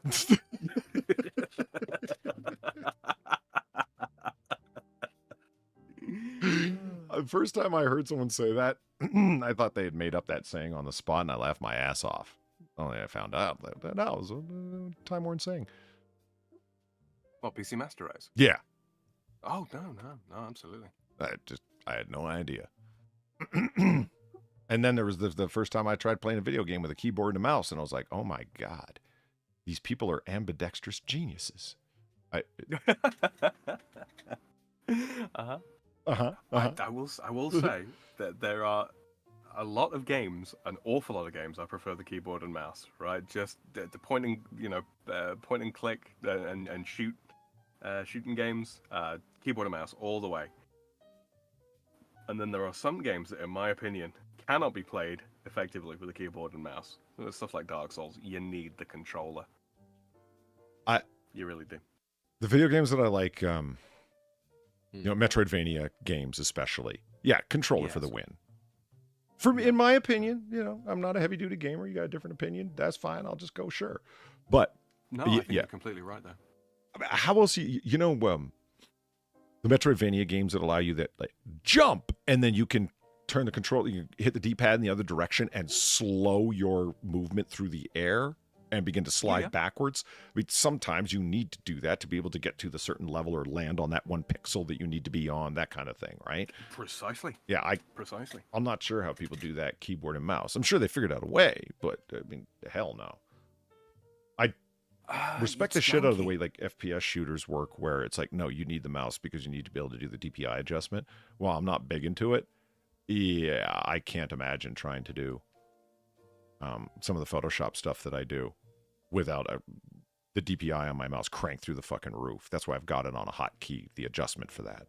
Because, Well, picture this as well. I mean, try doing precise brush strokes in Photoshop using the analog controls of a gamepad, be it, like the joysticks on them. Try doing it. It's pretty much impossible. It's like Etch-a-Sketch level control. It's not fun. Then that is why, at least in my opinion, if you want to really play FPSs, first-person shooters, you really do need to be using keyboard and mouse. Now, if there was some sort of hybridization whereby you could have joystick and mouse or something like that, that would be even better. Variable speed control when walking and running rather than having to, tap the shift key with your little finger while you're pressing W to move forwards. That would be perfect. But anyway, we've kind of drifted from course, haven't we? We do this. Well, our streams ADHD? What are you talking about?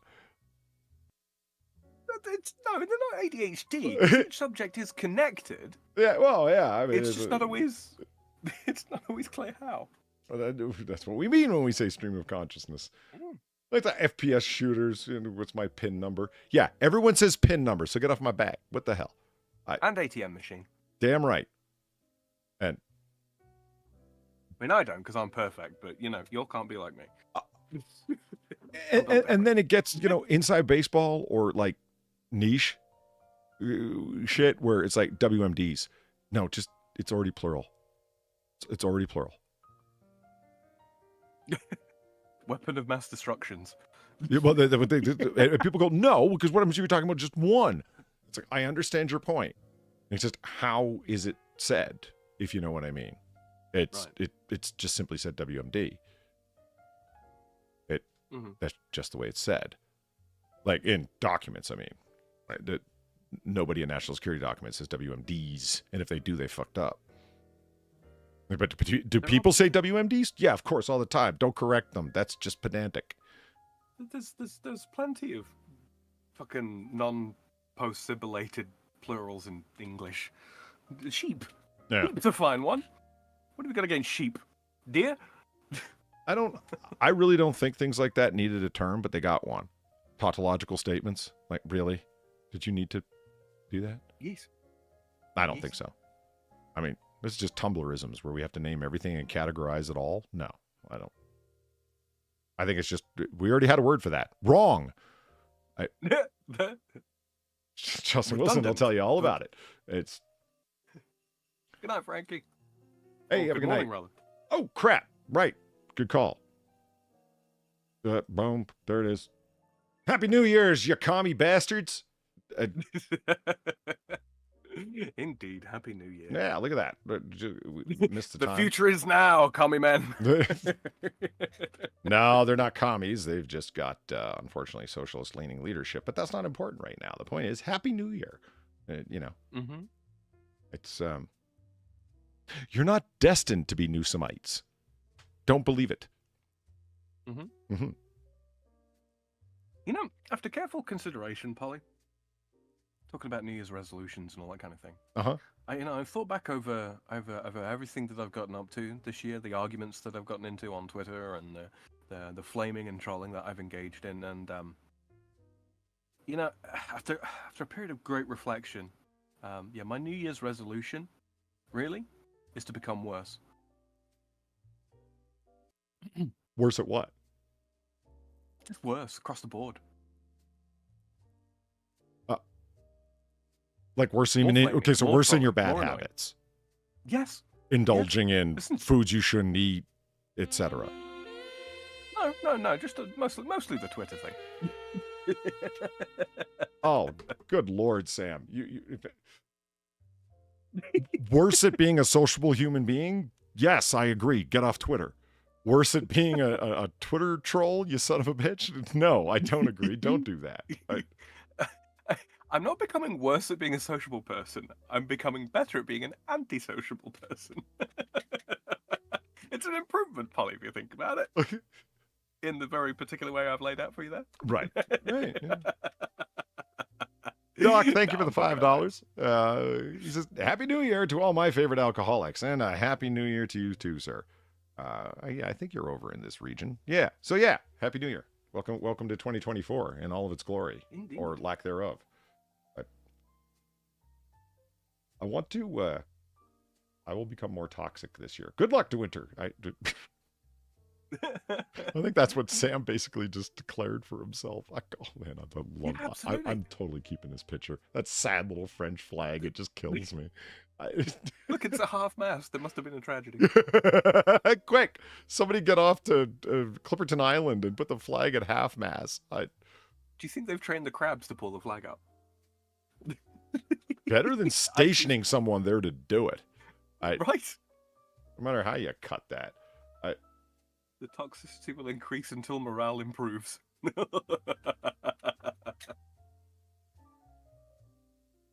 If your resolutions revolve around you being as terrible as possible, you'll better yourself by not following your resolutions. See? So, either I come through on my New Year's resolutions and I make the world a better place for me, or I don't and I make the world a better place for me. Either way, me. Great, Sam. You figured out the essence of our society. It's just wonderful. Ayn Rand would be proud. Talk about a misunderstood philosophy. Anyway, we're not going to start philosophizing. Anybody who wants to and is also a gamer can tune into any number of Razorfist arcade streams and hear him explain how people manipulate Ayn Rand and call her Anne. Her name is not Anne Rand. No, I'm the only one who's heard that? Okay. I don't think I've heard. I've heard Ayn Rand. Ayn? Yeah, that's A-I-N-E. Ayn? Yeah. Did you ever... I was understood it to be Iron. Iron. That's how you get there. Yeah, that's that. It could be spelled better to could clue you into how to say it. Yes, absolutely. But yeah. Razorfist does a good job of explaining how badly people butcher objectivism. And what is the video game where you... Oh, geez. Lord. That's loud. You're going to read that? I'm busy clutching my heart. Feel free. Sorry. Merde. Amélioration personnelle. Devenir l'ingouvernable. Thank you, dog, for the $5. What did you say to me? Yeah, that is... I said, hit. Personal betterment, become ungovernable. That's what Doc put there. What is the... I'm only going to be able to describe this from a distance because it's the only time I've ever seen that video game. And it was very interesting. But I can only recall my remembrance of it from Razorfist Game Stream that one night. It went like 4 hours, so I got to see a lot of it. But you're going to have to bear with me. So the video game is under the water. Somebody back in the day had set up an an underwater facility, giant like biosphere, down on Subnautica. Oh wait, no, it's not. No, and the whole place has been abandoned. There's like nobody there, and you as the character that it's happening from are down there, and her name is Roberta Paulson. Nice. You're going around there, and the dear leaders, objectivist understand. BioShock. Is that BioShock? BioShock. Yeah. Multiple references to Atlas Shrugged, right? Yeah. Oh God. Yep. Yeah. From the statues that adorn the cover of the first edition book to the dear leader trumpeting out statements that were on record of his kind of understanding of objectivism. Yeah. That's BioShock. No shit. You might actually quite enjoy the first BioShock game. From a story perspective. It was involved. Like it. I was impressed watching it. Like, all of this for a video game? Like, 3 years ago that I saw that when I didn't have a better understanding of just how well written some fucking video games are. Wow. It was a rehash of System Shock in a lot of senses. Maybe by the same developer and writers and all that kind of thing, right? Slightly recast, slightly reset, and all that kind of thing. But the first BioShock game was really good. The second one, well, we don't really talk about that. And then there's BioShock Infinite as well, which I think would appeal to your gameplay sensibilities more so than the first BioShock game, because it's swashbuckling, sky piracy, and all that kind of thing. Oh, nice. Yeah. Yeah. Okay, Squizzles has a good a point here I want to ask about. He said he would, but the PC port is shit. What console was it originally on? That's a good question. I don't remember now. I don't know why, but that just struck me as a PC game. It didn't even occur to me that he could have been playing it on a run through a PC, blah, blah, blah. I mean, or a capture card or something. Yeah. The amount of fuckery that Razor Fist and Taran Gell are doing with video games. It's like, yes, indeed, this is being played off of a PlayStation currently, but it's running through my PC, and I'm playing it on a controller that isn't for PlayStation. Like, okay. To be honest with you, the first BioShock game came out in a time where the emphasis of video games really was on consoles from the point of view of we have these individual systems and they have one set of hardware, and all games are basically being designed to run on this one set of hardware for maximum breadth of compatibility. Mm-hmm. It's not to say that there weren't good PC games released at that time. There were. But no, there really was an emphasis on from game developers of let's really hit the console market because we don't have to spend 6 months testing things on, we don't have to buy 400 different configurations of computer to make sure that it works on as many different systems as possible. We'll just make it for games consoles, and then later on we will port the game to PC. And if it doesn't work very well on PC, well then buy a console, you scrubs. I was mid-vape, you bastard. That would... Oh, excuse me.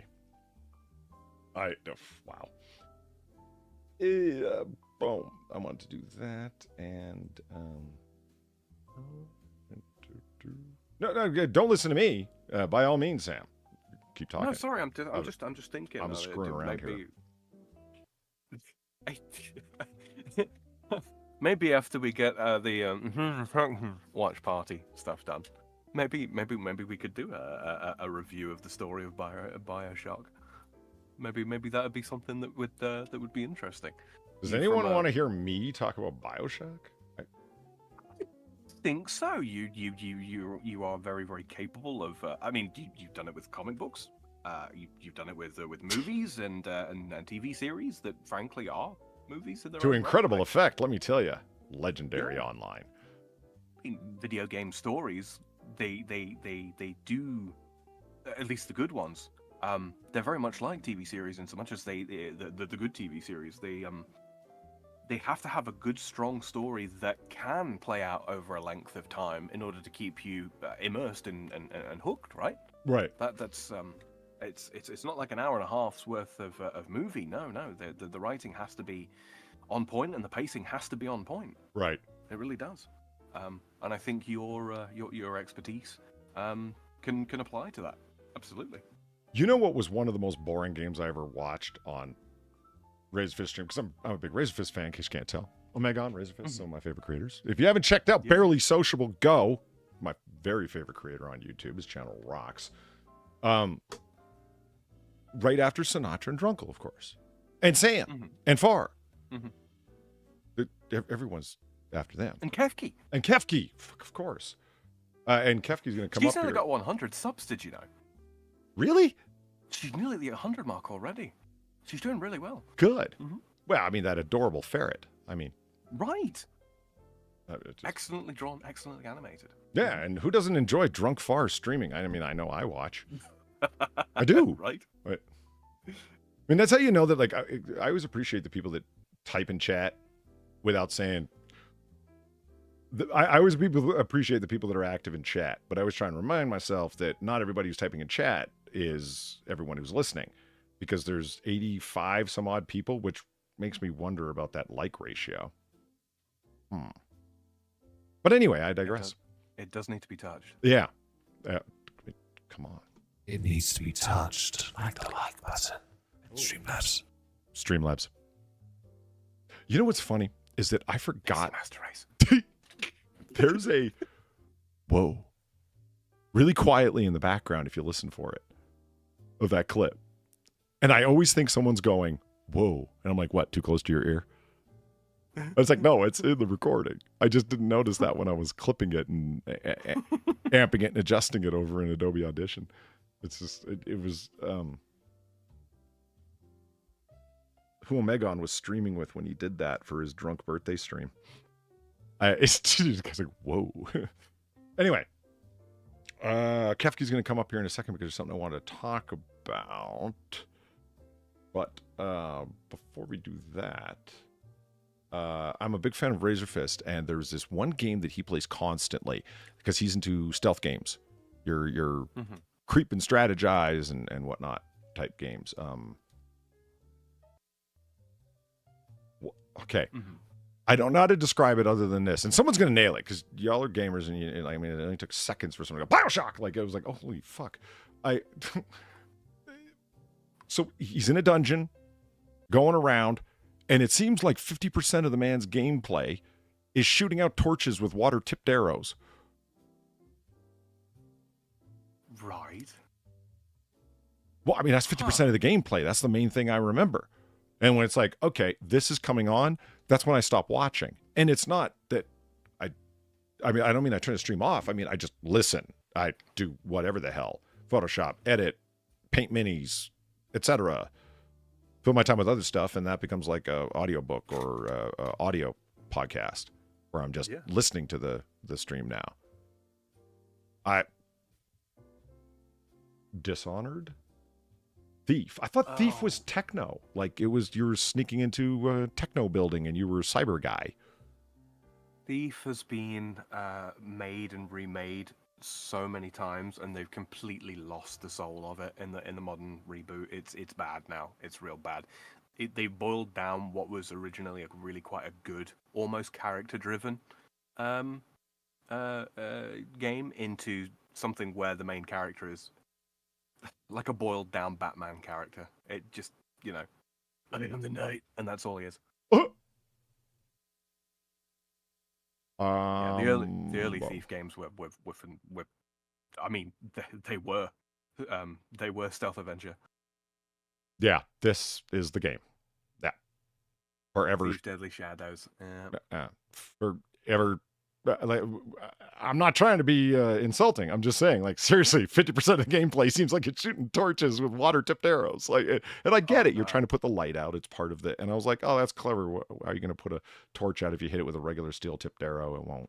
It'll just like send sparks everywhere, and probably not put it out at all unless you hit the wick exactly. Yeah, no, I was like, okay, I get it. But holy shit, man, you really got to be into the stealth mechanic. You really do. You really do. I mean, especially with the original Thief game, because it was like you can't fight in the original Thief. The guards, patrolling guards, and all that kind of thing that you got to sneak past to like break into buildings and steal stuff. Literally name of the game. If they spot you, you can't fight back. You game over, back to your last save That's point, it. right? Yeah. Okay. Yeah. Game over if you get busted, because that's the point. Yeah. You know what? Outsand. You know what? You jog my memory. That's right. It is Deus Ex, and I'm thinking of as the sneaking around behind the desk to get over there and not get caught. It's Deus Ex that I'm thinking of. Yes. Yeah. Remember the characters and the scenes, and it's. It always makes me laugh to be talking about stuff like this around people that have known these things for years. You know what I mean? Like, I feel like somebody was talking to me, and I'm sitting out there in the audience, and they're like, "It's the one captain. He's like bald, and he sounds kind of British. It's a Captain Picard for the Next Generation. What's wrong with you?" We all have our nerdery. Honestly, it's fine. What's that? To be honest with you, the games you're touching on, these are all like gamer cultural touchstones, if that makes sense. It does. Thief, Deus Ex, Metroidvania, all this kind of BioShock. These are not bad games to be aware of. Not at all. Not at all. Well, like I said, except for Metroidvania, because I really enjoy the genre, which is why Hollow Knight rocks so well, in my opinion. Yeah. Oh no, you will. Good luck finding anybody that disagrees with that. Good luck. And I enjoyed taking a shot at Cuphead, and then learned my place rather quickly. But oh man, unlike gaming journalists, I was able to make it through the tutorial relatively quickly. I didn't see what the problem was. You managed to make it through the tutorial of that bullet hell platformer. Well, yeah. Holly, you're a gamer, my friend.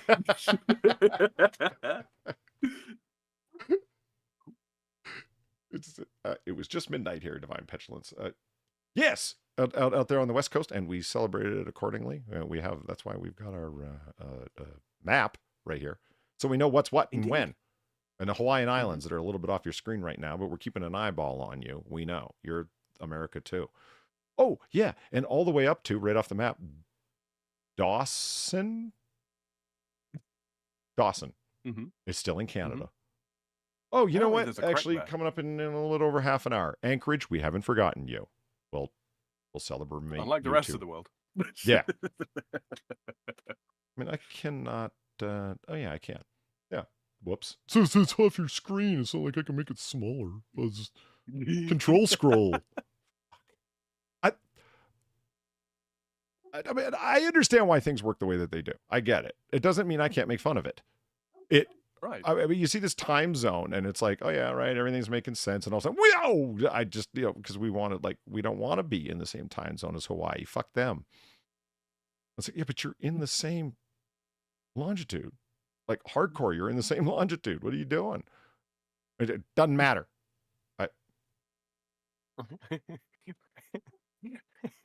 We can see Russia from our backyard. Oh yeah. Like I like the splits that are along certain areas, and then of course for the Arizonans who are like, we're special. We don't want to join. I got to make fun of somebody. Far's not here from Western Australia to make fun of, so for the time zone thing, I mean, yeah. Right. I don't think Far likes it. I fucking hated you. That's why she's in Japan. Right. She adores us. She's joined the Northern Hemisphere on a temporary basis. Yeah. That's funny. She actually has. What is that? Like her, I think, 9th time to Japan? Far's an old hand at that place at this point. Yeah, she could probably show the locals around the place, Yeah. And as she points out, and I'm not even making fun of her, I can actually understand where she's coming from. She likes going there to shop because it's the one place where she can shop in the adult section. Her words, not ours. Yeah. It's just, she goes to department stores in Australia, and it's off to the child section, but not in Japan. And Doc, thank you for the $5. So, does Far have the adult furry version of shaken baby syndrome now since she was in the earthquake?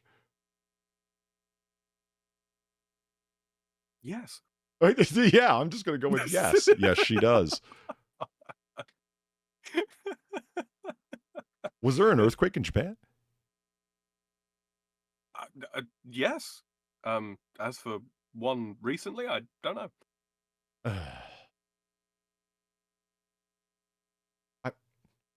Really?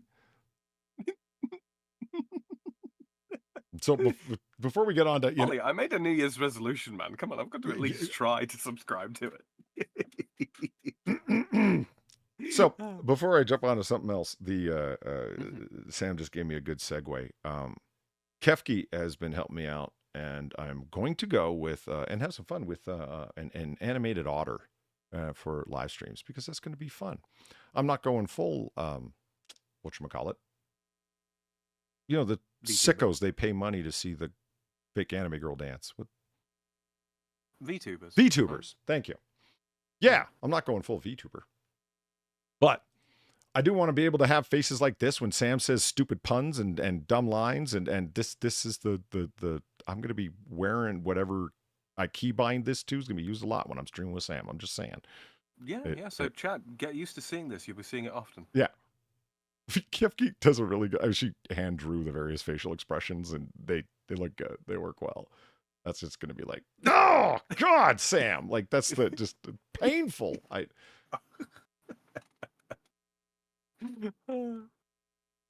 So no, I'm not going to become some of the various faces you could see. a quick little gif with the blinks and the disconcerted mouth faces and the surly Polly. That's just a standard talking expression.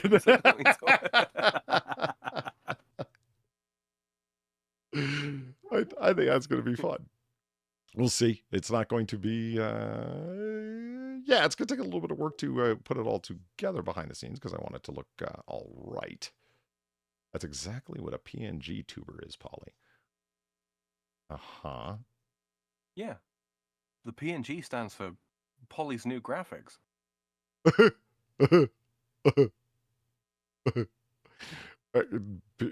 While I had the base otter up, the base graphic for the otter up, I couldn't help but make... Yeah. New Year's Eve otter.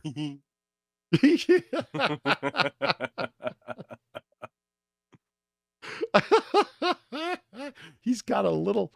He's got a little flower on his lapel. Yeah. Okay. Whatever. It's I hate how long I spent on that champagne glass. It's got to look like it's in his hand and it's got to fit with the rest of the animation. Wow. Or drawing, rather. Goddamn perfectionism. It's a curse, I tell you. A curse. Yeah, well.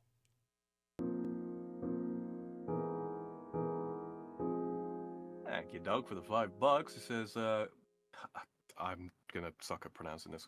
Guagura? Is that right? VTuber is wholesome and chaotic, though. Vive le requin.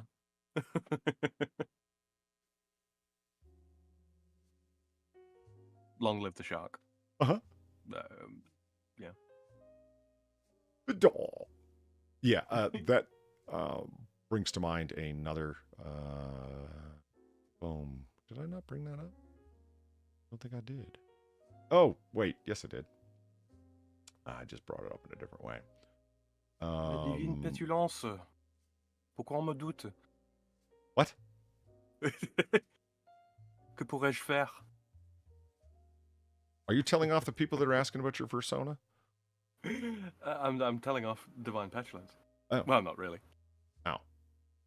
I still don't believe Sam's to actually go French. tell my dogs Oh, off, yeah. Assert, sir. Assert. Yeah. His fans are called shrimps, i.e. simps. Or Gura is not wholesome. Well, I mean, I don't think anybody's going to be fucking confused turning into like a poly stream, like, or any stream that I'm on. And it's like, is this wholesome? And then I'm like, you fucking faggot. Like, it's not, I don't think anyone's going to. I mean, I try. Don't make it sound like I don't try and wash my mouth. I do. This is me watching my mouth. In any case, he's literally watching his mouth. He's got the graphic right there. Look. I mean, these are all. They're all part of some stuff that I'm doing for the New Year's, the new theme song for Noir Bar, and I'm going to try and give the animated otter a shot and see what fun is having there. Sam and I are cooking up some things in the laboratory right now, right? And we were talking about some other stuff that we want to do. Well, particularly not stream related, but edited video related. That's going to be fun. It's been a while since I've done edited videos. Weibo and I are working on an edited video right now. Yeah, it requires us to watch the same movie 3 times, and we've watched it 1.5. And we both got pages of notes from that first viewing. Anyway, that's going to be fun because it was a movie that we both watched one time and were shocked as to how good we thought it was, blown away at this short film, how good we thought it was. So we want to do a separate review of it. Oh yeah, the merch is finally getting off the ground, like with this little guy. Look at that. Look at that. Isn't he adorable? That's a hyperpharism, that is. And that's how we lost Polly to what? Wait, what is it I don't understand about PNG tubers that is such a bad thing? What has been going on YouTube that I haven't been aware of, Sam? Are there like is PNG tubing the realm of the degenerates or something? Well, I'm taken to understand that you got the VTubers that shell out ridiculous amounts of money, and the characters are all owned by these shadowy MCNs. And then you got the PNG tubers, who are the people that don't want to spend $6,500 before they start. But they want a cute little animated avatar of some description that moves when they talk. Yeah, what convinced me that it could be done to a reasonable effect was watching Kefki do it with her ferret. And I was like, oh man, she could really make that work to great effect. And I think that was a part of what really grabbed my attention about it, is that it's not a distractor off of, how can I say this? Okay, I'm sure y'all watch a bunch of Ghastly streams, right? I mean, Ghastly's an old hand at doing that. Oh shit, Donis Paul streams talking about an old hand at it. Like, I am not trying to aim to be like at AP's level with it. I mean, he's really, really practiced, and it's a core part of it. With Adobe Animator and etc. No, I don't. Even Far, like her 235 points of articulation puppet. Oh, right, yeah. I remember her walking me through that. The work that she's put into that to get it as looking as good as it does. I mean, Jesus. Yeah.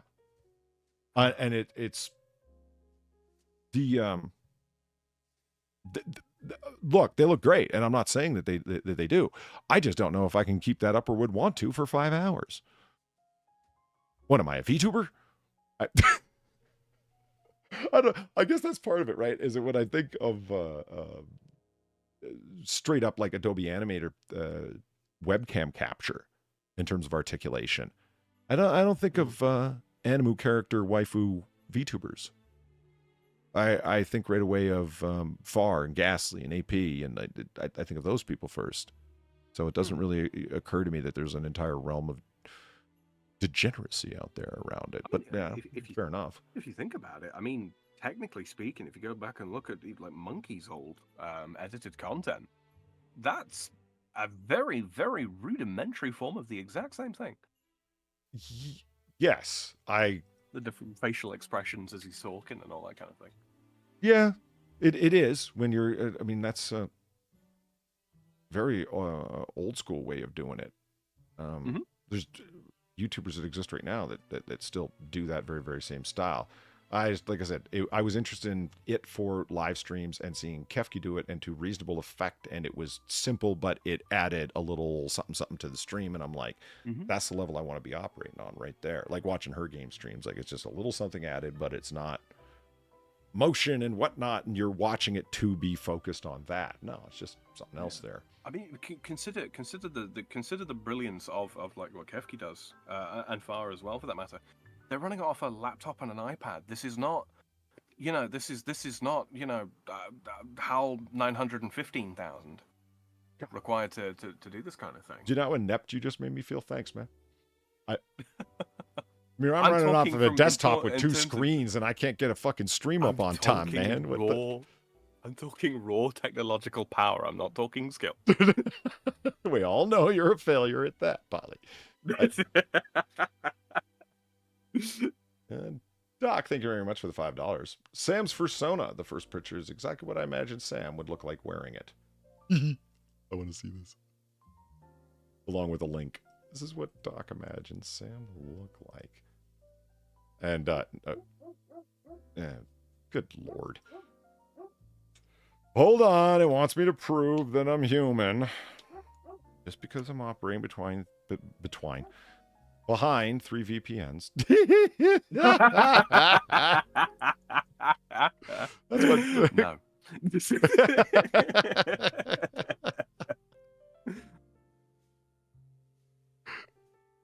Wow. There's already the picture evidence of what I look like.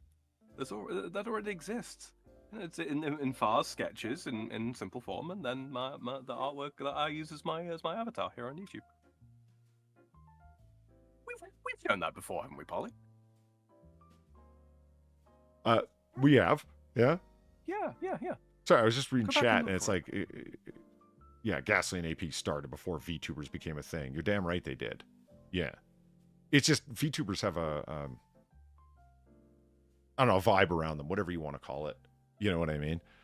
I was talking to a friend of mine, and I said, I was talking with somebody I know that streams on Twitch, and they went, a titty streamer? Wait, no. But there's that instant association. Do you know what I mean? And it's like, no, believe it or not, there was a time when Twitch wasn't full of titty streamers. Shocking, I know. Pepperidge Farm, remembers? Right? Jesus. And I have other things here.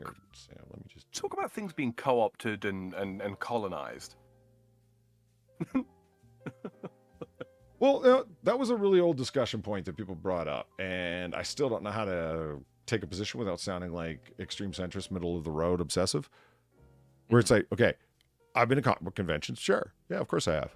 I'm a fan of comic books, and yes, I do remember before there were half-naked cosplayers everywhere, and now they're everywhere, and it's a stupid conversation because I don't really think there's any way out of it. It's like, well, there's people there that want to give them money for sweet.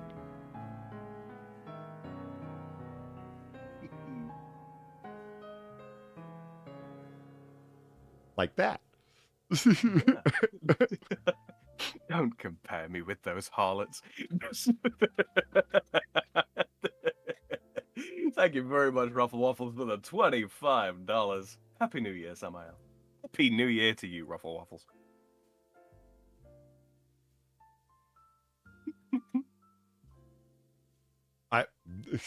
Sorry, I was reading chat thinking about that, and I also came across Frog Sona. So many things happened all there at once. I didn't know what to do with myself. I was like, wait, hold on. There's the hilarity, interest, and responses required here. Oh, it's not a frog sona, it's an amphidonym. The Amazon picture was less nightmare-inducing. Agreed. Why are you wearing your own tongue as a scarf, sir? So I can lick it and stick it to my enemies. Wow. If you ever got your book published about the JFK assassination, would you use your real name or a pseudonym? A pseudonym. And I know what I'd call it, too. I thought about this line a long time ago. One Strange Day in Dallas. Which might sound like well, that's a pretty boring title. Well, as opposed to title, long explanation. Upon a grassy knoll. Yeah. Oh, yeah. 6.5 seconds, the history of the CIA and the FBI and the communists, the assassination of JFK. Like they got to put as many titles in there as possible for search engine optimization, or as many clickable words as possible. Right. The idea of One Strange Day in Dallas is really straightforward. No matter what narrative you want to tell about the JFK assassination, I know more than enough about it to know if you want to tell a clear narrative that makes sense from beginning to end, you have to leave a whole bunch of stuff out. If you want to do lone assassin, Oswald did it alone.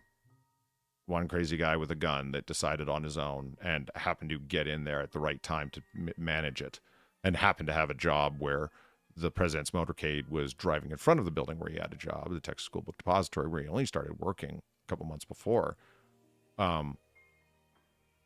If you want to tell that story, you're going to have to leave all kinds of stuff that's hard, impossible to deny evidence that flies right in the face of that narrative. Really? By himself? Then what about, and oh my Lord, got to start back. Oh yeah, that guy who just decided to act on his own was also the man who defected to Russia. It's like, wait, he did what? Yes. He was a radar operator from the base where they launched U-2 spy flights. And it's like, really? Yes. And it's like, well, what does that got to do with anything? It's like this, the more you learn about that man, the less the angry loner story can you possibly tell about him. He seems like anything but, oh, he was a damn fool. Well, I don't know. The evidence kind of flies in the face of that. He wasn't a fool. He actually seems like he was a really sharp guy. If you want to tell the story of incredible government conspiracy or what's his name? The guy who headed the Committee on Assassinations that looked back into the Kennedy and King assassinations in the 70s. He's the guy who forwarded the RICO statute legal theory that caused that to be created. I forget his name. I'm blanking on it right now. But he's a strong believer in that the mafia was behind assassinating JFK. Firm believer in it. Okay, you want to tell that story? Go ahead. And look how much stuff you have to leave out. You have to leave out all the individual determination on Oswald's part. You have to leave out all that. This is what I mean. Like, one strange... No matter what... J.D. Tippit, the officer that was police officer in Dallas, who was shot dead in the Oak Cliff section of Dallas, right outside Dealey Plaza, only minutes away from Dealey Plaza, where Kennedy was shot. Shortly after Kennedy was shot. And it's argued that, yeah, Oswald was the one who shot him with a handgun. Okay. Just that guy's actions alone on that day. Why was he trying to collect gambling debts? Why was he driving all over town, nowhere near his beat, way outside his jurisdiction? What the hell was he doing? That's why One Strange Day in Dallas. Everybody was acting very strangely that day. There is no story you can tell that doesn't get very, very strange very, very quickly, no matter what version of it you want to tell. It's a giant embafflement. And as one smart researcher said one time, I think there's something psychologically unhealthy about knowing more about a day that happened 70, 80 years ago than what happened to you yesterday. Yeah. It sort of invites the question for me is, was everybody really acting strange that day? Or is it a case of every day there is that much weird shit going on, but there is so little focus on individual days, especially with that much documentation available of them, that day in particular seems strange simply by absence of information about every other day? I'd be inclined That's actually a really good that. question. Mm-hmm. That's a damn good question. Yeah. Makes you wonder if you were to walk into a bank and whatever video game it is that has the exclamation marks appear over people's heads. Wonk. Metal Gear Solid. Metal Gear Solid. Imagine if you were able to have descriptors appear over everyone's head and it's like, this man's a money launderer, lived in Ukraine for 3 years. Do you know what I mean? Like, just pop up and tell you, like, it's like, holy shit, this bank is full of fucking criminals. And it's like, yeah, every day it is. Yeah, and those are just the ones behind the glass. Yeah, the teller, this person has embezzled over $8,000 this month alone from this bank. Yeah, that has occurred to me, that idea, if you could only see everybody's story above their heads or written on their shirt or whatever. I bet you it would blow you away how wildly boring some people are. And it's like, this is the first time this person's been out of their house in 6 weeks. And it's like, no shit. You know, it's actually, I used to travel an awful lot, right? Up and down the country and around Europe and indeed the world.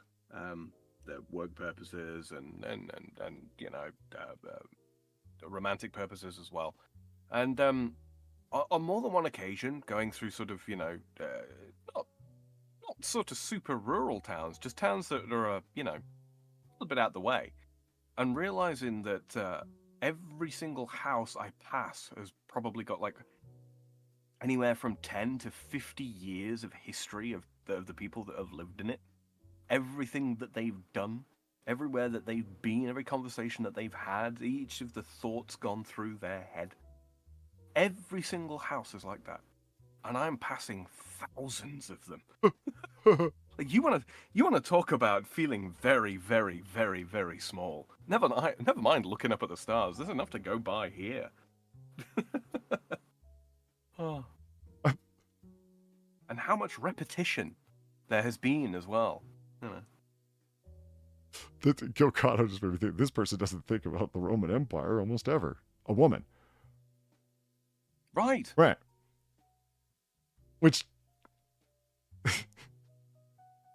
that was one of my favorite things ever, when it was just like, it was such a banal non-surprise for every man, and every woman was like, what are you talking about? It's like, you don't ever think about Rome, do you?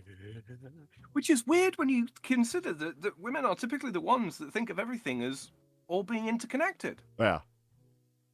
That's why I made fun of Far so much, because she's interested in the classical world, particularly Rome. So it's like, you realize how odd you are for thinking about Rome as much as you do.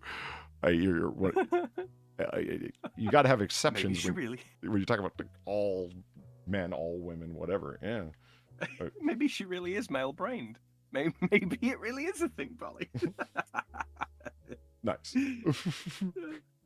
Did you see Weibo's video on Thinking of Rome? Yes. Yeah, I did. Yeah. Yeah, I quite appreciated it. I thought it was quite well put together. Yeah. There was some bits I would have liked to have her to have sort of branched out into, but hey, you got to cut somewhere, right? No kidding. Weibo's video production efforts are a giant culling expedition of like, not this, not this, not this. I mean, this is a woman who wanted to do a video on attractive men in superhero films, and it took her over a year because she had to watch every superhero film that had been made in the past 15 years, literally. And just pull herself away from Nightwing while she was in the process. Yeah, that kind of thing. I remember when Sugar Tits, Baring's wife, sent out this tweet that was just linking that men think about Rome more than you realize. And she's laughing, crying emoji. What? And I'm like, oh, you're one of them. You don't get it. And one of the people, one of the top, like completely ratioed replies to that was, it's the person was being deadly serious and trying to talk it down, and actually typed this where the whole internet could see. This is a total exaggeration. Come on, 3 times a week at the most. Like, dude, 3 times a week you think about Rome? That's a lot more than your average woman. Don't you see that? And all of the replies beneath it were, and he wasn't kidding. It wasn't irony, because he was all in the replies trying to say, what? That's not that much. I'm like, you have to go, right? You're such a man. Oh my God. Love it. Well, deeds versus people, right? Yep. Or deeds versus personality, I suppose. It's really not all that surprising to me. As much as it's become, very much the meme and all that kind of thing. Yeah, no, frankly, it really doesn't shock me. Oh, it doesn't surprise me either. When the first time I ever heard it was from AP when he was on the stream, on my birthday stream, and he mentioned it, and I was like, what are you, right. I'm like, what are you talking about? He says, what, you don't just think about Rome? I'm like, sure I do. Because, your girlfriend asks you, what are you thinking about? And you're like, Rome. I'm like, well, okay, yeah, but I've never said that. No, because you don't actually tell them. Well, that's what I mean. Like, it had never occurred to me to say, well, sure, I'm thinking about Rome. Or the classical world in general, but, mostly Rome. Yeah. Well, I mean, it is by way of Rome that we know so much about the classical world. Yeah, absolutely it is. It's not by the non-tax-paying Greeks. We want our marbles back. I can't do a Greek accent. Good. We want our marble back. It's about as good as I can get. Remember, you heard it here first. The Elgin marbles are going from the British Museum to be on, get this, display in Greece.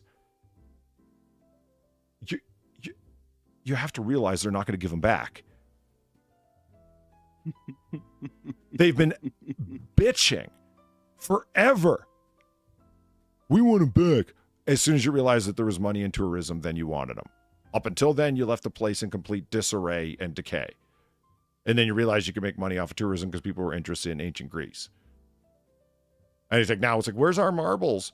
You mean those beautiful sculptures that have been curated and protected and on display in the British Museum for I don't know how long at this point? Yeah, give them back. Yeah, by people who actually care about them. Yeah, it's like, no. It's almost, not quite, but almost as ridiculous as Egypt asking for its stuff back from the British Museum. Why? So they can break it down and use it to build a fucking pigsty. Yeah. Well, not a pigsty. But... So some idiot can build another Islamic center or a mosque or whatever the fuck? Or just blow it up on a whim? Because they're trying to prove some point? A political point? Come on. No offense, but you guys can't be trusted with ancient Greece's stuff. Like, yeah. The answer should be absolutely no. but the British Museum is sending them. Okay, so in other words, you're giving them back. And I think they damn well know it. And just say no. It's a little quote from American Psycho, for those who know. He's constantly telling, Patrick Bateman's constantly telling his secretary, well, what am I supposed to tell them? Just say no. Or as Elon Musk phrases it, go fuck yourselves. Yeah, there's another one. Greece. Oh no, they're going to come at us through the EU. All right, we left that. What do you care? Oh no, Greece won't export what to us again? You're really going to try and blackmail me with money? Go fuck yourselves.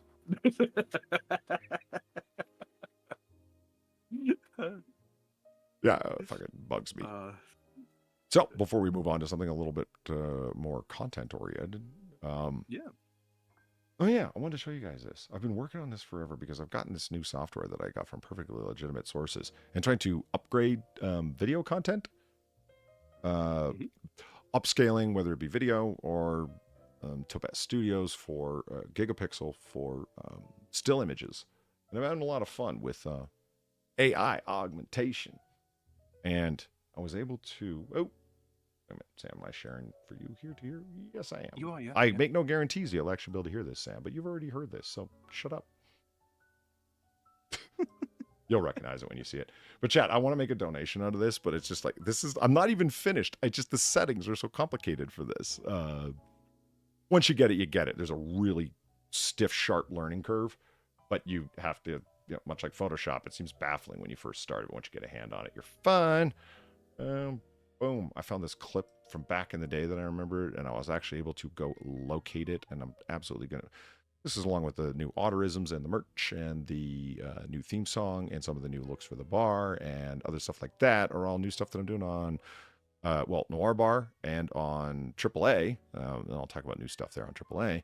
And then edited video content. My God, edited video content. Who would have thought? I need to leave it.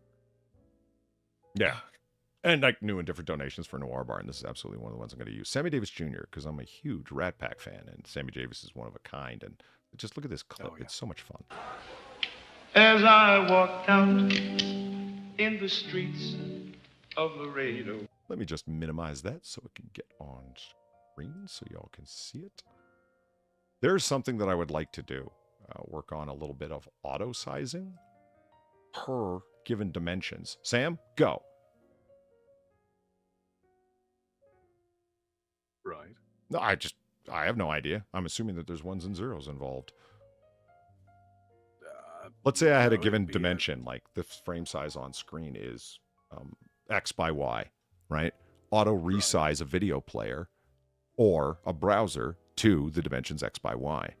How to manage that? I believe VLC can do that. Content-aware detection.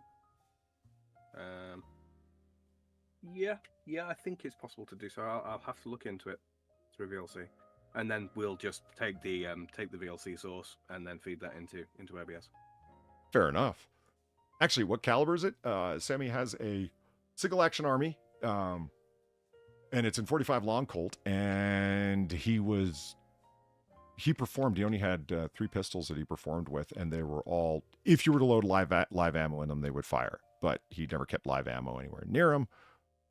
Just to avoid accidents, they were all blanks, either blanks that made a sound and no expulsion of any material at all. They're plugged blanks, as they call them. They're not technically plugged, but that's what they call them.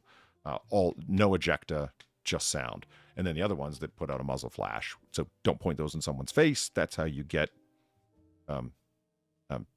Jason Lead. There, I said it. I think his name was Jason, right? Bruce Lee's son? Guy died on the set of The Crow? Yes, I think so, yes. Younger. Some detritus or something got stuck in the barrel or somewhere down the line, right? And, at that range, the flash was enough to propel the matter into him. Something like that. As I understood it, and I could be wrong about this, it was the wad that they had plugged into the blank. Yeah. And it was that wad at point blank or contact range that's what did him in a high enough velocity. Yeah, he got Alec Baldwin. Brandon Lee, thank you. Yeah, Jason Brandon Lee. Lee. Yeah. VLC does that by default. It refits any video to be like full screen size, yes, but like if you look at the frame that you see on the stream right now, that is obviously not full size. It is. There are ways to do it with OBS and such. Yeah, I use it for my dual streaming with Eve. Mm. Is that right? I'll go back and I'll look through it and figure it out, and I'll let you know. Cool. I'll answer my previous question. A 9mm, probably a Glock. Well, yeah. And the most important thing is that his 45 long Colt takes Glock mags. It isn't everything. Anyway, let's watch Sammy do his thing, master that he is. As I walked out in the streets of Laredo, as I walked out in Laredo one day. I want to point something out. That is a full-size, heavy-ass gun. If you ever picked up a Colt single-action army, that is a lot of fucking steel. And if you ever tried spinning one on your finger, and I have, you have got to be practiced at it because it will, like, rotate your finger if you're not used to kind of working with the weight, if that makes sense. If you're just trying to hold your finger still, it's not going to happen. You know what I mean? To have and he's not working with the little short barrels that you see. If you ever watch modern westerns where an actor, they just need to train them as fast as possible to do a gun spin and to shoot, they will give them a really balanced Colt single action that's got a weighted grip and a short barrel on it, usually around 4.5 to 5 inches. And that gives them just this perfect balance. It's easier to spin. He's doing that with a full-length barrel. He's just practiced at it, so he knows how to get the balance right. And that, I have upscaled it. It was originally in 972 frames per second, so just shy of 24 frames a second. And I upscaled it to 120 frames a second, and the movement is still flashy. Because it's old stock footage, but it's also just spinning that fucking fast. It's a combination of the two, and damn, Sammy. And then the final thing, he's a little fella. I mean, Sammy Davis Jr. makes Farr look huge. As I walked out in the streets of Laredo, as I walked out in Laredo one day. Yes, Sammy. I spied a young cowboy wrapped up in white lace. Shucks, I wouldn't put it on unless I was good at it.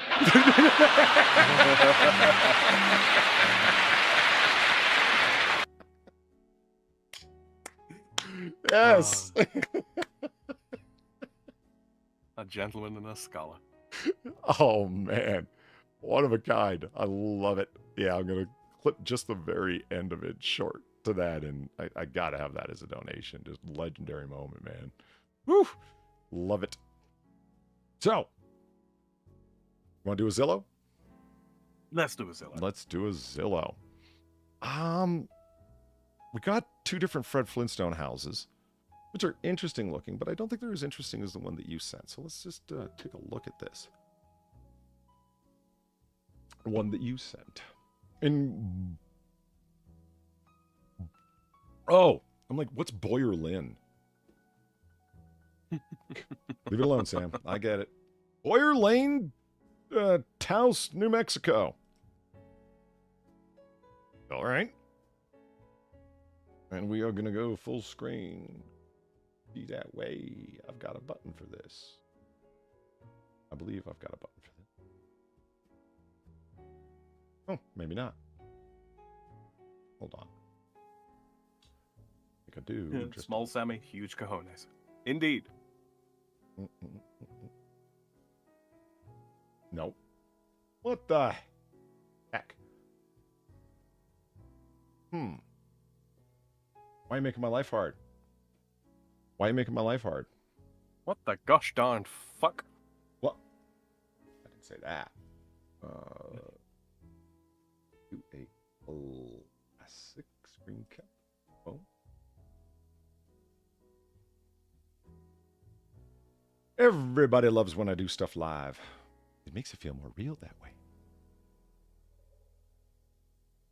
Not really. It's kind of painful to watch, I'm assuming. Ricket, we shall do it live. Yeah. Fucking thing sucks. All right, okay.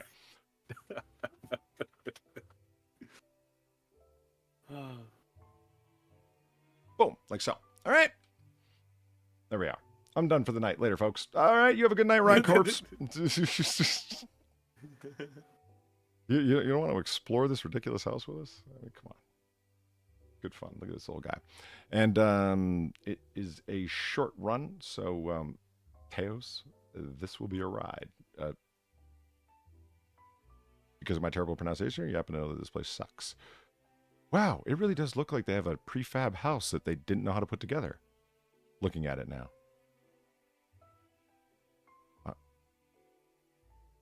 It's only a mere $1.6 million. Let's keep that in mind. I'm still Sammy over here, by the way. Oh, you son of a bitch. Thank you for telling me. Well, I wanted you to be able to hear it. See what my mother has to do with any of this. Yeah. I actually found out. She's a saint. Yeah, I'll have you know my mother's a saint. Screen capture. Boom. There you go. There we go. All right. Boy, howdy. Is this place a mess? That house needs more boobs. Okay. All right. It reminds me of, yeah, Kowloon City. Yes. Yes. It's full circle. All comes around. Yeah, I believe it was 1.6 million. This one. 1.25. 1.25 million. Let's see why. Oh, gravel. Sure. Casista Springwild. Okay. What the hell does that stand for? What? Which stand? The one at the very top of the house. Canadian healthcare. Okay. Okay. I got nothing. I got nothing, man. For when you're doing your Oswald LARPing? I don't. See, there's normally a little trailer full of hay there for when you're practicing your Assassin's Creed eagle dive. Is that plywood? You know what I mean, right? Yeah, no, I do, actually. I actually do know what you mean. I'm so happy you do.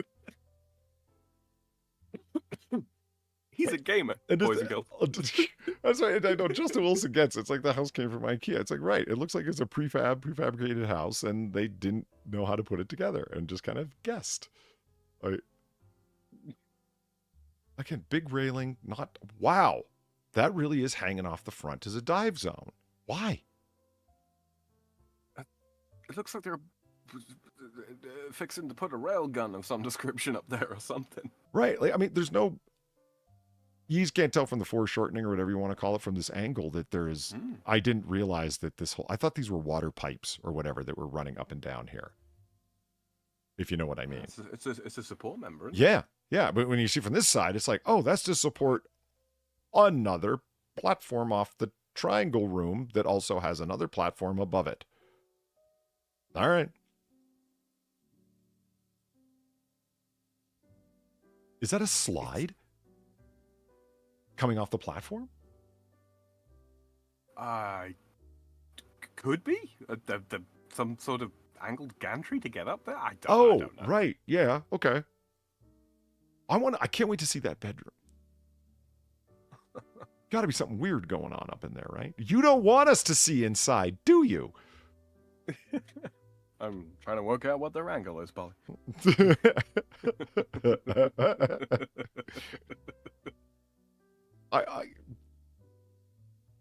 So why all the non-functional posts surrounding your little farm? Oh, that's to keep the birds away. Because as everyone knows, birds are afraid to fly in between trees. Yes. Yeah. Yes, of course.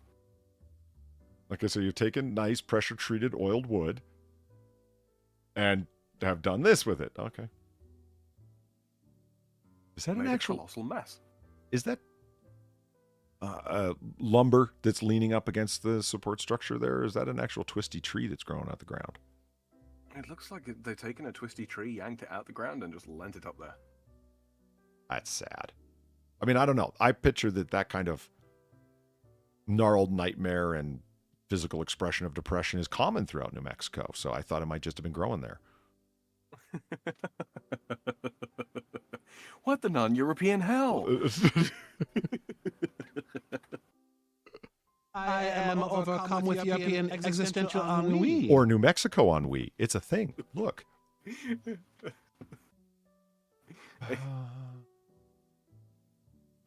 I love the like lilting up towards the end of that one. Ennui. Oh yeah, it sells it. This is an impressive example of fisheye lens effect. I mean, we already saw that table. It's not remotely that long, but it sure as hell looks like it. Right. It's the MySpace angle for a table. You know what?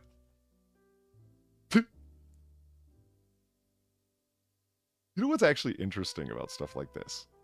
We keep saying, is it going to let me copy the image? Yeah. We keep talking about like fisheye lenses and whatnot. It isn't necessarily just fisheye lens. No. Come on. Okay. Okay. So over in Photoshop now here, chat and Sam. Mm-hmm. So you have this. You have an image that's like such, and for those of you who don't know about content-aware scaling, AI-specific scaling, things can get funky fast. Like, whoa.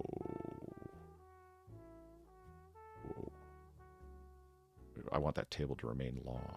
I want the house to get smaller. Whoa. Space is folding. And then you can just, when you squash it up, it's like, oh my God, the table just won't crush.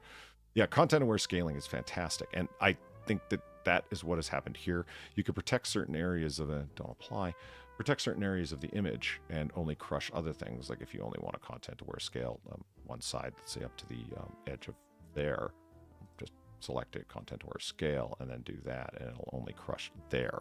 You see what I mean? That kind of thing. Mm-hmm. And so, yeah, this is the kind of thing that I think has been done with a lot of the photographs that they edited in post. It's like, well, we want this table to look like it goes on forever. If you're sitting there, it's almost circular, the damn thing. Yeah.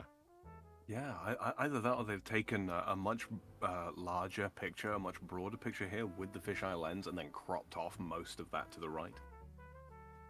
Yes. I think a lot of the giveaways, like look at this tree back here. I mean, that tree's not that wide. Trees just don't, pine trees just don't grow like that. They just keep spreading out, and eventually they want to go up too.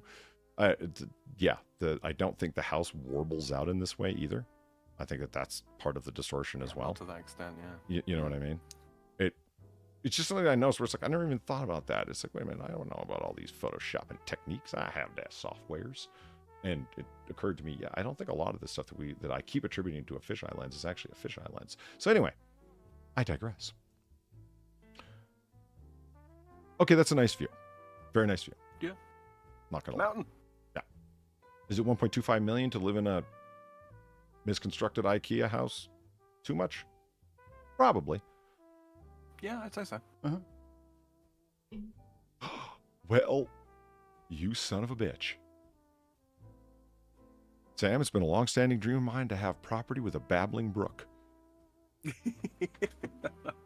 You laugh, but I will not. No, I want land with a babbling brook, sir. And I don't know any women called Brooke.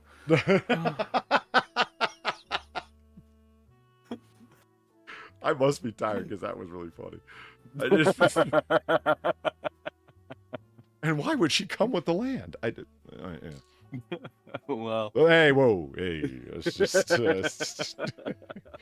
I'd say she's a gold digger. Oh, okay, I thought you were going somewhere else. All right. Anyway, moving on. Not with the name Brooke.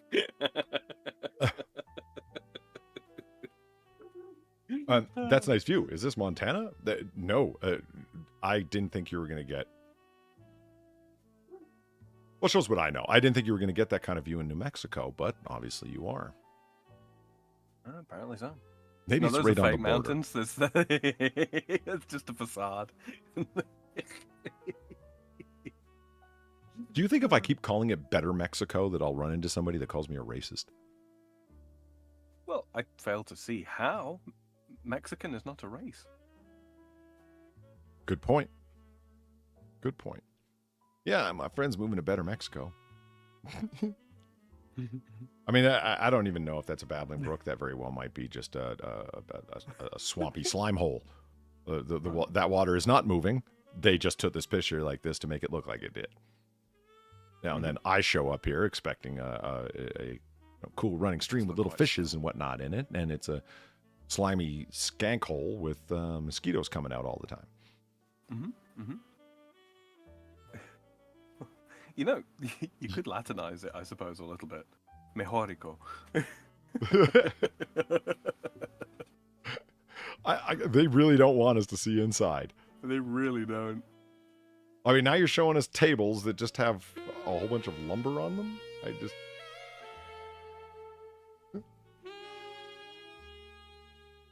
Just cut the end of it there and drop it away. I got to remember to bring the donations on top when I pull up a new donation screen. No things to be fixed in the new year, Sam. Mm-hmm. Yeah. But I refuse to feel bad about it. Hold on. Boom, boom, boom. Alan. Oh, Alan, you badass. You. Thank you very much for the $10. And he simply says, Happy New Year. Holy shit. Alan said something different. Happy New Year. Yeah. And a Happy New Year to you, Alan. Not homo at all, Sam. Why do you keep saying that? What? It's only 6% homo. Yeah, well, right. Fine. Mm-hmm. Yeah, it's stuff to look forward to in the new year, too. Like the merch with the most adorable little otter guy. Oh, my God. We went inside. Light switch for shower is above plants. Which ones? Yeah, I'm looking. What? Okay, Sam, look, you've done some basic electrical work in your time, I'm sure. I have. Right. If you need a light switch in your shower, which most people do, not most people don't like to shower in pitch black. Mm-hmm. It's not like there's drywall covering everything. Why don't you just run a wire? Set up a different box, and there you go. What I've done it many times. It's actually really straightforward. You buy all the stuff you need at a hardware store for like $6-7. Well, that depends what your local regulations are and that kind of thing, I suppose. Here, the wiring for lights and all that kind of thing either has to be integrated into the wall and sealed in properly, or you have to have one of those pull cord light switches. What? But yeah, you absolutely can do it yourself. Those are next door in Nevada. There are gorgeous areas in Nevada. So we're going to define Petron saying, fun fact, there's beautiful places in Nevada and Arizona.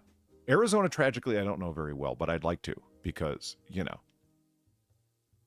low taxes, great gun laws, growing democratic population. It seems like it's calling me. They need me to, you know. It's arguably still the reddest of the purple states. That's not a bad way to describe it. Their senators might make you think otherwise, but that's neither here nor there. And we don't talk about politics here, damn it. But yeah, I'd like to actually know a lot more about Arizona. I've been to Phoenix a few times. I was even in Flagstaff once, but oof. I really wanted to go to Scottsdale to find out what the South Park joke was about. I forget, they were asking, they were talking to the goth kids. What was the line? Something like Valine's here. She'll probably say it. The worst place, hell on earth. If you, that was the gist of the joke. If you had to wake up somewhere and it was going to be like hell on earth, where would it be? And they went Scottsdale. They both of them at the same time in unison. And I was like, what the hell is so bad about Scottsdale? My God, I never got to go. But no, I have been all the fuck over Nevada, and there are gorgeous areas in Nevada that you wouldn't like. It's not all desert. An outhouse. I've always wanted an outhouse. Yeah. It's going somewhere and just be able to read your newspaper in peace.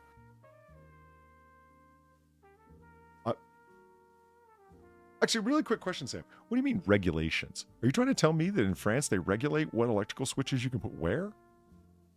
Yeah. The safety standards and all that kind of thing. Okay, I can understand a ground fault interrupter circuit in a bathroom. Sure. Okay, but like you can't run like an electrical or a light switch rather into a bathroom? You can, but it has to be integrated into the wall. You can't just run it down the wall. Because it's in the bathroom or anywhere in the house? Because it's in the bathroom. Okay. All right. I still don't like it, but that's a little more acceptable, if that makes sense. Yeah. It is like, you're changing something in your house? And when they say regulation, what the regulation really boils down to is pay the fee for someone to come inspect your work. You know what I mean? That's largely what it does boil down to. Yeah, you can do your own electrical work, but there is a great degree of protectionism over the trades. Here, which, to be honest with you, I don't disagree with the notion of protecting the trades. You don't just want a bunch of, random Spaniards or worse, Greeks coming into your country and just doing work that's dangerous. It's one of those, though. I mean, you can absolutely run cable down the wall in your bathroom and all that kind of thing if you want to, but if there's a fire as a result or someone gets electrocuted as a result, insurance is not going to pay out on that, and also you can't sell the house in that state. Fair enough. Not as an actual livable home. Mm-hmm. Well, I mean, Gokato says there's regulations. And they do it in your country too. No, like I said, when it comes to a given safety standard within a bathroom, like a GFSC, I get it. I understand why you wouldn't want to. If that lady drops that hairdryer plugged into that socket, into that there sink, the whole house is going to go up. Because they don't have a ground fault interrupter circuit socket. I get that and agree with it, and I understand that and why it should be regulated. Because, like you said, you don't want a bunch of Mexicans or worse yet, Greeks doing some wiring, and they're just bare copper wires underneath the walls, no insulation at all.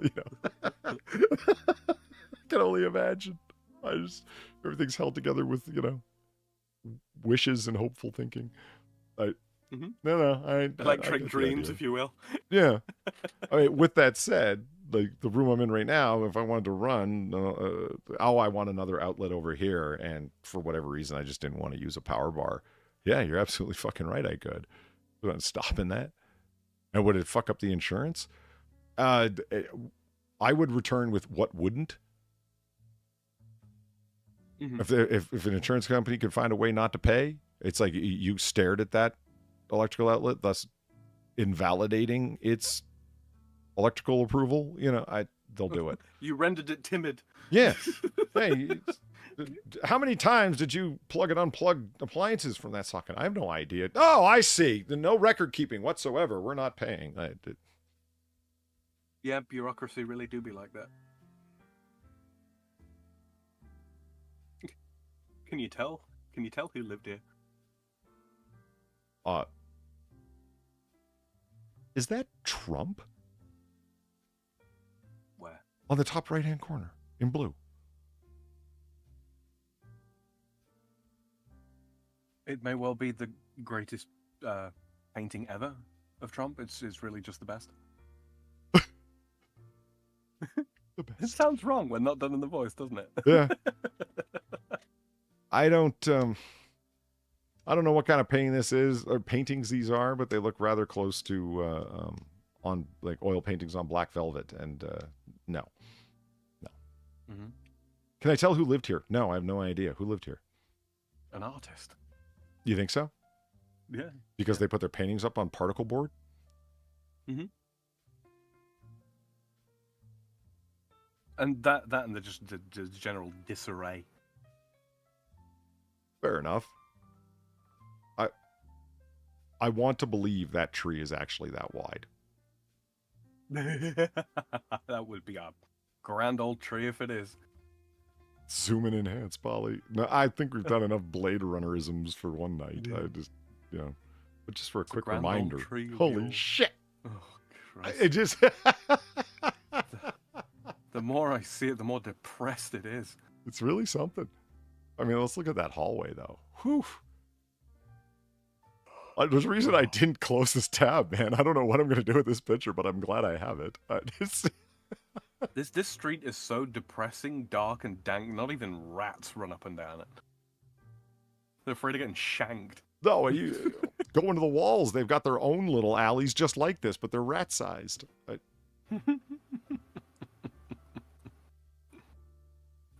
Grand old tree of yore. I do like how they bothered to take the room that people are going to sleep in and gussied it up. It doesn't look, there's no particle boards anywhere or anything. I mean, I saw that, light for the bathroom switches above the plant, so I'm assuming this is rental property, right? And considering there's a smoke detector every 7 yards as well. Good old ceiling birds. Do you like the painting of the cat on the wall with the little hook so it looks like he's holding onto your keys for you? You see that? Way off there to the right, Chad, if you can't see it. Oh, that's brilliant. Brilliant or sad? I don't know. I mean, it can be both. Yeah. They did tile. Actual tile. Yeah. I mean, not well, but it's there. No, awfully, frankly. Yeah. Oh, you don't like the single green tile back there, man? You don't like that? No. It's oh god. I'm looking at the the bordering as well of the sink top there as well. It's like, did you use enough grout, guys?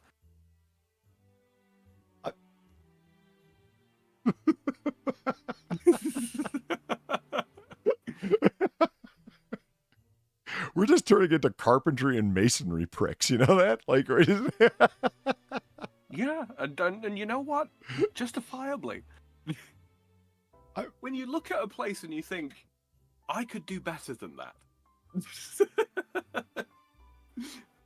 Honey, what are you doing with those, 1x4s there? I'm putting an overhang over the toilet niche, honey. Leave me alone.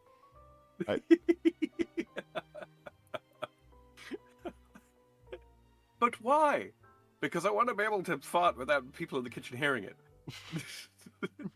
The fart baffle. I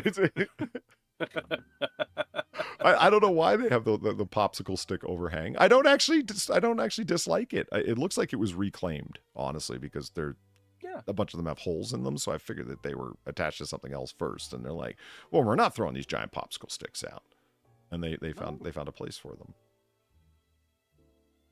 A little concerned with what looks to be damp damage in the wood there, but yeah. Well, see, when you started talking about the trim here, and you meant like, did you use enough grout? Well, look, their tiles were one size, Sam, and they wanted to do this round undulating thing, which, okay, I'm gonna say it, would have made sense if you had a his and hers sinks. Yeah. But here, so they can lean into the mirror that's not in front of them anymore? Right? Why is this here? Having the little divots like that makes sense if you're going to have those basins that sit atop the surface. That makes sense, Mm-hmm. So you can lean in right over the basin, so you aren't having water running down from your hands to your elbows and then down onto your pants. It makes sense. Yeah, Eric's got a good point. Where the hell are the plants that they mentioned? They can't be talking about this bathroom. This must be a bathroom in the other house. Right. I just said so. When you're talking about the trim around, until you said the sink, I was like, oh, I thought you meant the wood trim that's around the tile in the shower.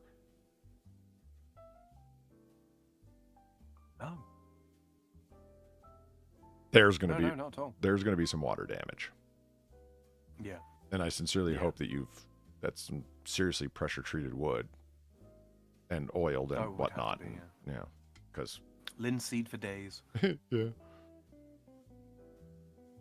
And this is our temple.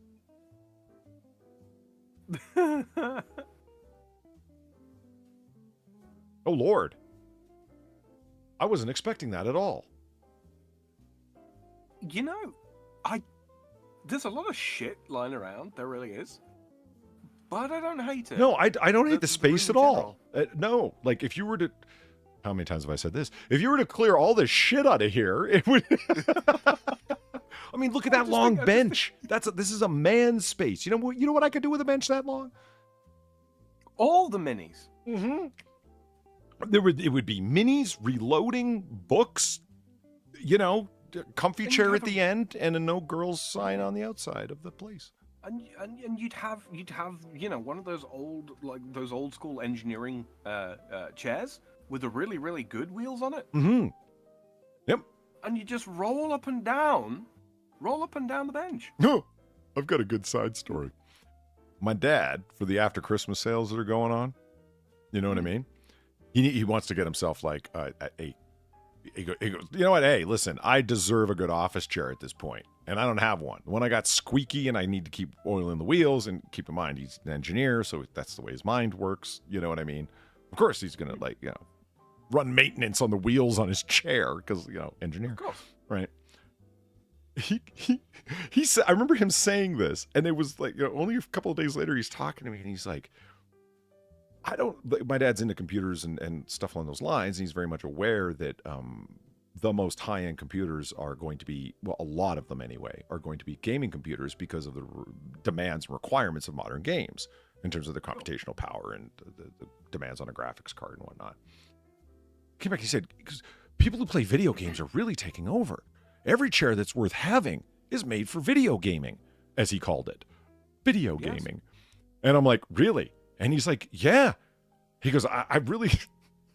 What the hell is the brand name? Razer? Razer.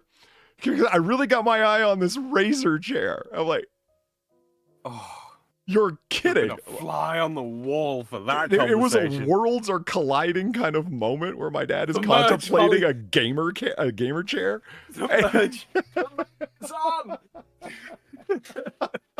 It honestly made my day. I'm like, so you gonna get it? He goes, I think so. I think I am. He goes, it's so adjustable. It's got lumbar support. And he's talking about like all the technical features, right? It's not like, yeah, I won't even notice the Cheeto dust accumulating. Like he didn't make any of the references that you would expect a gamer to. He was just. For real though, if I could pass him one piece of advice, make sure he actually goes and sits in one of those chairs before he buys it. Some of them, they look the part, but they are absolutely crap. And brand name is no guarantee. It just isn't anymore. I believe you, if only from the reviews of different gamer chairs. When I was thinking about one, and I'm scrolling on Amazon, and then the reviews, and it's like, this part's glued on, this thing isn't even connected. There's no screws holding nothing together. It's all plastic molded, snapped together. And so the tabs that'll enable them to snap and hold together. I'm like, it's a chair. Isn't there a metal frame substrate underneath it? No. Not always. Which was a little mind-blowing. Are we playing Mech Warrior? Yeah. Yeah, I could use this bench, and I would not want all that crap underneath there, because how are you supposed to put your I would even get rid of some of them drawers so you could belly up, Yeah. Well, look at that bloody footlocker that's just stuck out from underneath it there. Yeah. That's a shin breaker right there. Yep. I'm just looking at all the stuff. There's... My eyes are just sort of darting around the room. What do you think this giant metal disc here is? I think that's a pot, actually. Oh, it's the bottom of a pot and it's hanging from the ceiling? Yeah, I think so, yeah. I would be truly fascinated to know what some of those books are. if I could get like an angle on them. I'm willing to bet that they're just a smattering of everything. You know what I mean? They're not. Yeah. They're not anyone's reading material. They're just fucking books. You know. Mm-hmm. Couple of cookbooks in there. Do you like that Something face like plate that. for the light switch? The rutabaga? Or whatever the fuck it is. I'm not stuck on it. Oh man. I don't know if this is a thing in France, but this is there isn't a southerner alive that doesn't know the sound of a screen door clacking closed. I convinced my parents to get the screen door, actually. Did you? Yeah. They're having because they live rural, and they keep animals as well. And so in the peak of summer, the flies are a horrible problem. Right? They just are. I mean, it's all fruit flies and such. But at the same time, it's hot, so you want to open upstairs windows, open the back door, so that a breeze can roll through the house and take the heat away. Right. But flies come in, and they're a nightmare, especially when it's hot and sweaty and sticky. They land on you, they walk around. It's an unpleasant sensation. I'm sure this is all part of the human experience, right? We're all aware of what that's like. Mm-hmm. So yeah, that's why I convinced them to get a screen door. So yeah, I learned the sound of a screen door from that, because I didn't have any on the house in Utah. Didn't spend that much time in the house. Does this come with a cowgirl TikToker? Are cowgirls a thing on TikTok? Oh yeah. Really? Boy, howdy are they. How? Like, in what capacity? There's a couple of them, farm girls would probably be a sure, better way okay. of putting it, but they're southern farm girls, so yeah, they wear the attire and all that, and they're driving around in tractors and trucks and all that kind of thing, and then they're posting videos of their thoughts and talking about what life's like on the farm and all that kind of stuff. Nah, it's some of the more wholesome content, frankly. Well, I was about to say, that sounds remarkably wholesome. Where's all the stupid dances that mean nothing and pushing people downstairs because it's a new challenge or whatever? Like, where's the shit that I've learned to expect from TikTok? Damn it!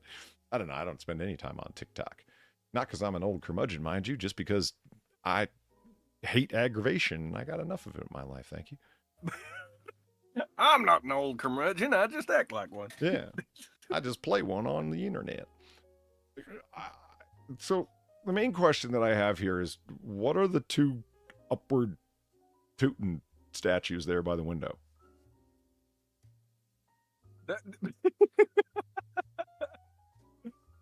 That's a very good question.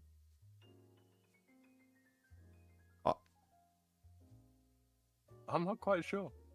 Like, I mean, are they just statues or are they functional? I guess that's my question. I think they're just statues, man. Like, they could be salt and pepper shakers for all we know. well, I mean, shit, I've seen some salt and pepper shakers from Italy. The one pepper mill that's like the size of a chair leg, all carved up like a fancy stair banister. Mm-hmm. Now, you could welcome me to 2024 all you want, Divine Petulance. I am not. I refuse to go along with the damn dare TikToks. You never mind what my Instagram page is. I'm up on the IG fucking around all day, but it's not under Polydub. Yeah, Polly's gonna be up for hours tonight scrolling farm girl videos. Darn tootin'. Well, I never did end up going around to shit. Not farm dating, but I kept getting ads for it on YouTube when I was trying that new browser. And I couldn't find a ad blocking extension that worked for it. It was date people who live on farms. The website. Yeah. I'm vaguely aware of the one you mean. Yeah, and it was. There were clever advertisements. I will give them that. It's like, what kind of man are you looking for? And there's this woman, and she's like, farm girl. She's got jeans and a flannel shirt on, and she's not like dusty or anything. She's just like scrolling on her tablet, actually, like, sitting there on like a comfy, like looking like well, in this house, honestly. And she's like, oh well, you know, this guy's interesting. And when she would, you know, right or left swipe, the guy would appear. If you know what I mean, for the sake of the advertisement, right? And it's like, oh, you know, oh, this guy's cute, and she swipes on it, and dude appears, and he's wearing like office business casual wear, and he's like, we can go out to a restaurant or whatever, and blah blah blah, and so on, and he goes, and I'll pay or whatever, and she's like, well, actually, there's a lot of work to do today. I was wondering if you would be interested in rolling them sleeves up and maybe helping me out, and he's like, with my manicure. And of course, our next swipe is like a dude wearing flannel who can actually lift a bale of hay. You know, that was the shtick there. You need a big strong back to help you out on the farm, ladies. Well, get on our farmlovin.com or whatever the fuck it was called. Oh yeah. By the way, you were right. It was a pot. Yeah. So big win for Sam, but he doesn't know what the window tutors are. So, you know, fail there. I had a fridge like this. I hated it. It has no handles. It's got the inlets on the side. It's terrible. Oh, no, can't be doing with it because they end up fucking filthy, full of crap and dust and sod that. Yeah. And I mean, you're forever cleaning the damn things. And you just slip your fingers off it right away. Like it just, there's no, I need a handle that I can grip. And I'm sure you've noticed that there's some times when you close the fridge, it'll somehow like super suction close, and you really got to get like a foothold before you pull the thing open. You know what I mean? Especially the freezer, right? Yeah, the contraction of air. Yeah. Oh, sweet. Anywhere where there's a trap door that allows you to get up somewhere.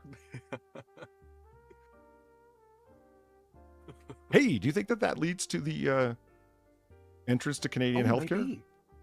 Maybe. It looks like it's situated in the... Yeah, I reckon it does. I'll make you right. And I think that they've bothered to cut this tree down before building a house around it. Unlike that last abomination, Jesus. Yeah. Oh, man. Abomination.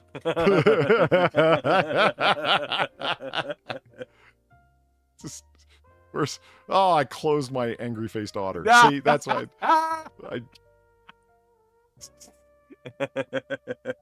And another dub for Sam.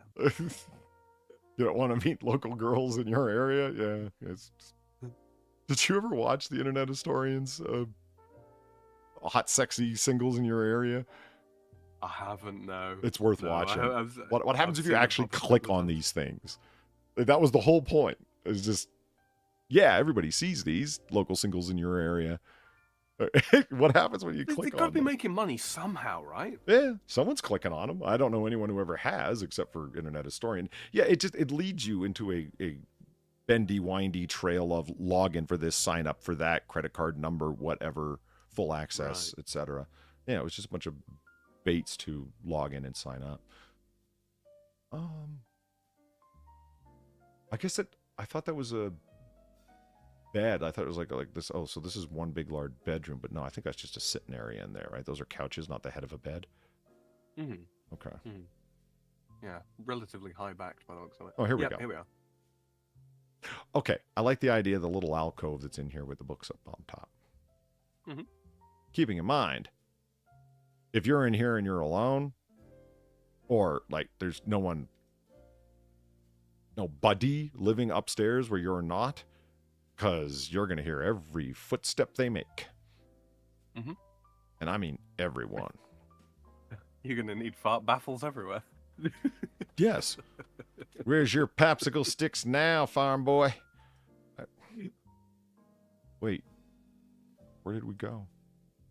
Okay, so red china cabinet. Nope, I thought I saw it here. No, I have no idea where we are. Different house, different section of the house. I don't know. We didn't leave that house without going upstairs. See, look. I like how they've used... This is glorious, Sam. Look at this. Nice, simple tile, large squares, nice gas range. Yeah, I like it. This is good. Have you like what's that, like a quarry tile or imitation flag tile? Yeah. With the simple texture to it, it's very nice. Yeah, we heard you. It's fine. No ridiculous use of grout. It's fine. Mm-hmm. Now, with that said, what's up with them orange cupboards? Yeah, it's a bit much, isn't it? Well, it's New Mexico. I'm sure that's what they would say. It fits with the... Actually, senor, it is no Mexican beach. Yeah, it fits with the fiery landscape. Every night you're going to think you're dead on to purgatory. Do you like the drapes for the cupboards? No, I can't get on with them. No, I can't get on with them at all. Spill something greasy down them once. That's all that's gonna. There's no washing them. That's what I was just about to say. Like, are they not just stain grabbers? Yep, pretty much. Grease magnets. Do you think that they match the cupboards to this bowl or the bowl to the cupboards?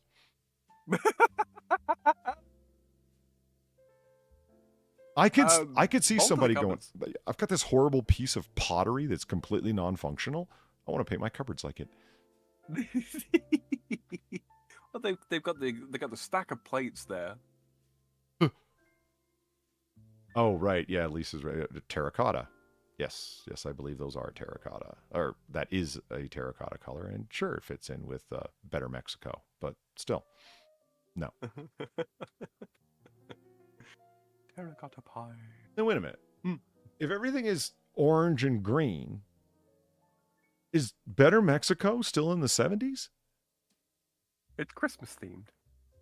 No, that's red and green. And bright green, not pale, weird avocado green. Not in New Mexico. At least Navidad. Okay.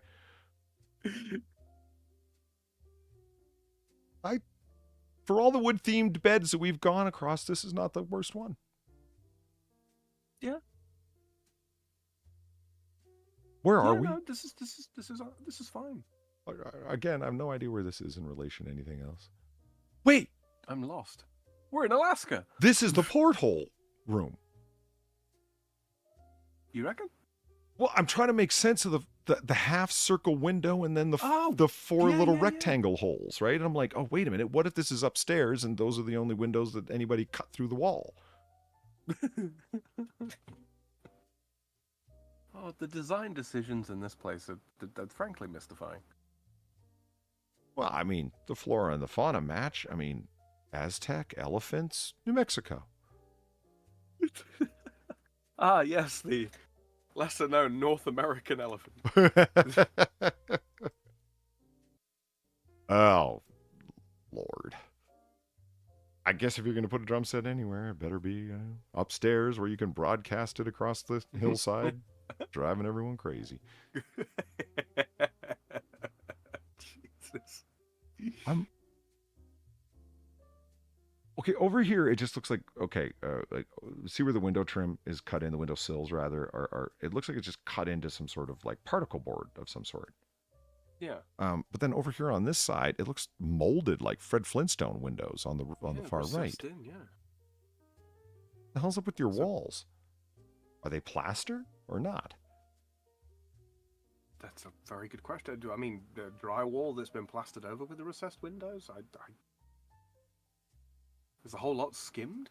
Could be. I just noticed that. Black Fridge Y? Yeah, I don't. It's the one they could get. That's what I've noticed in most rental properties is that they're not trying to match stainless steel appliances to whatever. Hey, we got this stove and this fridge, and here you go. For 1.2, nearly 1.3 million? Like, really? Can we not get a little more effort? Yeah, 1.29. It's like people were talking earlier in chat. This has got to be right on the edge of New Mexico in a prime area. I'm like so many other things. I picture it's the land that pushes the value up like that, not the house. Right. Oh, you better show me up there. If we weren't already just up there. Okay, now here we go. Wait. Hold on. Does that ladder just keep going up? No, I don't think it does. There's no hole at the base of it there, so no. So where the hell are we? I think we are up. I think we are upstairs, but then there's another ladder that goes further up. Then what is that walk gantry to the Canadian healthcare launch? I had half an idea, but then you said Canadian healthcare launch, and I started laughing internally again.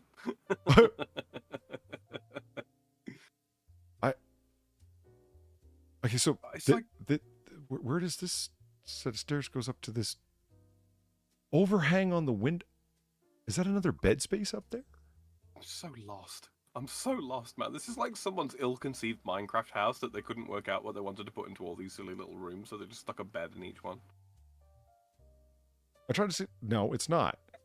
Like I thought, oh, this ladder's got to be this. No, it's not at all. There's just ladders that just go up to nowhere. You just walk up them and hit the ceiling, and that come back down, I guess. And that's it, guys. There's no other photographs. Like, what the fuck? If I were a rich man, I'd build a great big house in the middle of the town with 2 stairways only going up and another only coming down.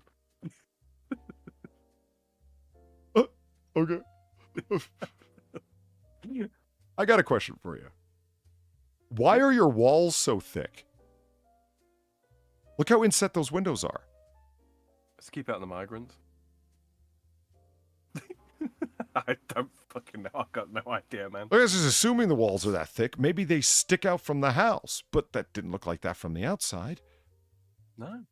And what is with that little... Look, if you go up the stairs, you got this little... Like, what is this? A sit and perch? Yeah, there's a crossbow up there. Yeah, is that like... I mean, it looks like there's skylight or daylight out there, so it's like, yeah. You go up there and pour hot oil on the siege people? On the ATF agents. Yeah. This is when you're going to the mattresses. Quite literally a mattress on the floor. Yes. Insulation. It's just wood insulation. Yeah. This is the Oswald suite. I can't make any sense of how inset those windows are. None. Because the walls are either ridiculously thick or the windows stick out from the house. In which case, why? It has to be the former, surely. And, all right, I'm willing to accept that, but it still raises the question, why are your walls so thick on the upper level? I'm mystified, man. I mean, that looks like at least a foot. Well, okay, but they didn't look like that downstairs. There was physical particle board. Like where I could Kool-Aid man myself right into that place.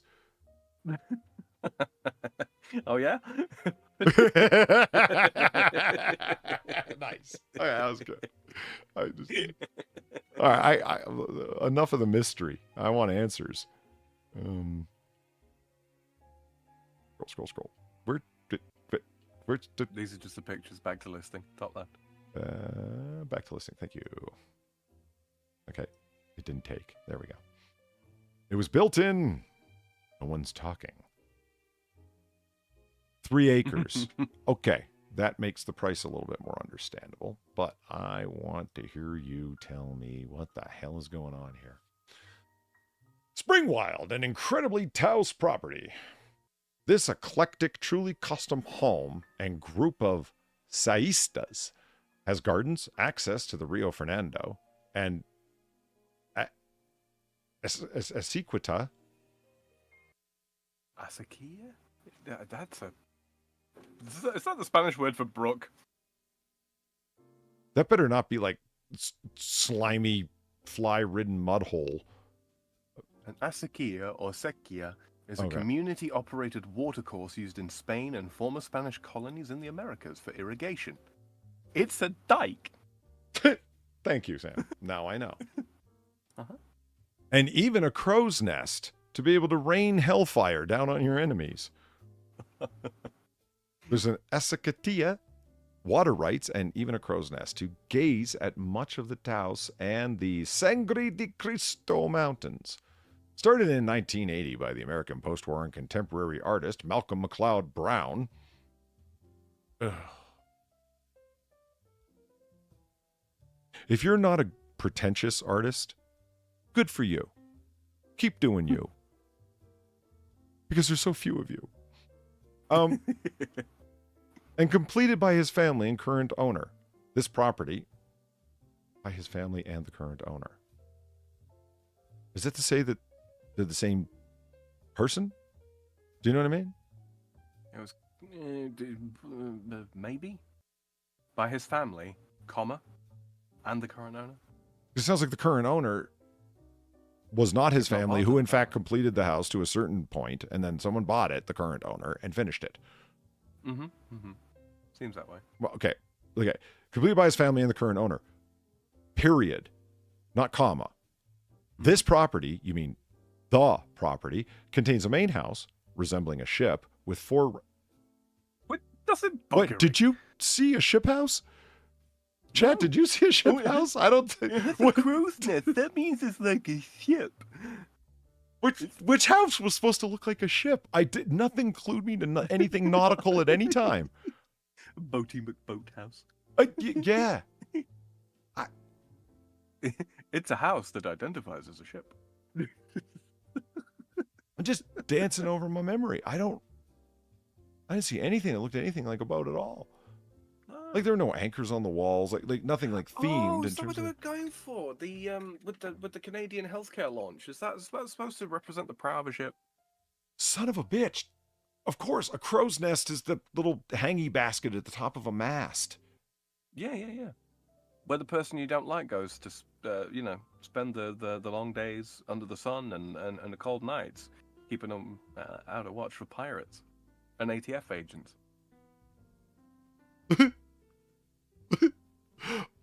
For all the difference that makes. Yeah, there's something to be said for your suggestion, right? You're having a party out there, the designated driver for the night. Yeah, you get the crow's nest. Why? You tell us when you see a trail of headlights from SUVs coming on from the distance because we're out here shooting our illegal firearms. All right, the post-war contemporary artist and completed by the family and current owner. This property contains a main house resembling a ship with 4 rentals, vegetable gardens. Yeah, those were quaint and ridiculous. A workshop. I think that was my bench house. A chicken coop and meditation trails to the river. I have grown to hate that expression. I know. Because all you got to do is have like any trail that's been worn. Just put up some stupid Sanskrit stuff along the way and a couple of stones that got some random characters painted on them. And there, meditation. Oh, God. They're runes. No, that's gibberish. It doesn't matter. Wouldn't it have to be Arabic to be gibberish? I'm tired of people hating on the ramen language. You just... let's see. Meditation trails. It's a beautiful one-of-a-kind property in excellent condition, just waiting for the right person to appreciate it and settle in this oasis of solitude in Taos. Teos, probably. I don't know. There's no squigglies or Chaos. letter ticks to indicate anything. So I like the oasis. Chaos of Taos. Yeah. I like the oasis of solitude. That's a nice try. The men will appreciate that. Yeah. The property produces annual income of just over 30 grand from 4 long-term month-to-month rentals and approximately 30 grand from Airbnb, VRBO, rental, casista. So wait, Casita. you're casita. Yeah. You're Little casa. Oh yeah, right. Sure. Yeah. You're obligated to this? Or this is something you could do? If it's put through some sort of letting agency of some description, I imagine that there will still be obligations, contractual obligations. That's what I'm thinking. Until those expire. Because it very much sounds like it's being run by an outside agency they leased out whatever the fuck to for a certain term. So it's like, can I please move on to the multi-million-dollar property where 4 different long-term month-to-month rental people are going to be there screwing my property up because I'm going to beat you like a rented mule is a saying for a reason? Oh, man, so much for Oasis of Solitude. Huh? Right? VRBO, so what's that? Vacation rental something or other?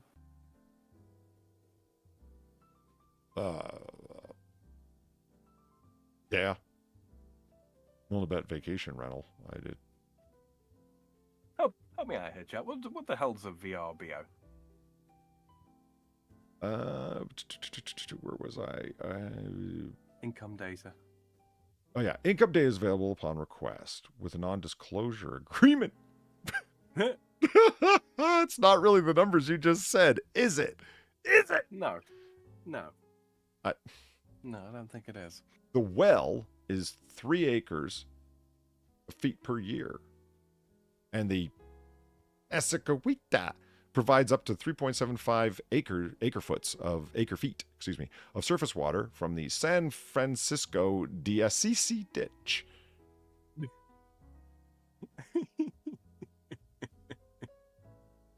You can just say St. Francis ditch. It's clearly Francis of Assisi, but anyway, let's make it sound exotic. Building square footage is an estimate derived from the... Yeah, because you have no frickin' idea, because they don't. It was a random IKEA house that it is. Building square footage is an estimate derived from the Matterport video system and is not guaranteed by the seller, brokerage, or broker. How much did you overestimate it based on your video system measurements? If exact interior measurements are a concern to a buyer, they should obtain their own measurements using a licensed contractor or appraiser, which we should have totally gotten because we can't guarantee anything in this house because we never got an appraiser. How are you selling a property for nearly, what was it, 1.3 million? Yeah, 1.29. And you haven't bothered. Yeah, 1.259. How are you trying to sell a property for that much and not have a proper appraisal on the property? Especially one that is of such, let's say, unique shape as this. Yeah. Are you incompetent, or are you simply trying to rip us off? Oh wait, you're realtors. Yeah. You figure it out, right? And Eric, it's like a vacation rental by owner, VRBO. So okay. I'm assuming that the idea of like Airbnb is the short-term reference in the VRBO is much longer reference. Although I've seen long-term on Airbnb, absolutely on Airbnb sites. So I'm just curious about the difference. The property price is not based on square footage. Right. It's based on we got this coming to us. Like, yeah. Hell yeah. We're going to cash in on the family residence. My great-grandfather was a sort of an insane man. He built this crow's nest and then did a head dive off of it one day. My great-grandpappy was a good man. Problem is, he liked his moonshine. And, well, one night after consuming his beverage of choice, dear old great-grandpappy, he did a nosedive. And since then, I just ain't quite felt right living here. Unfortunately, we thought that there might be a indentation where Grandpa hit, but that dirt's pretty packed tight here in New Mexico, and well, he just sort of went wide instead of deep. And the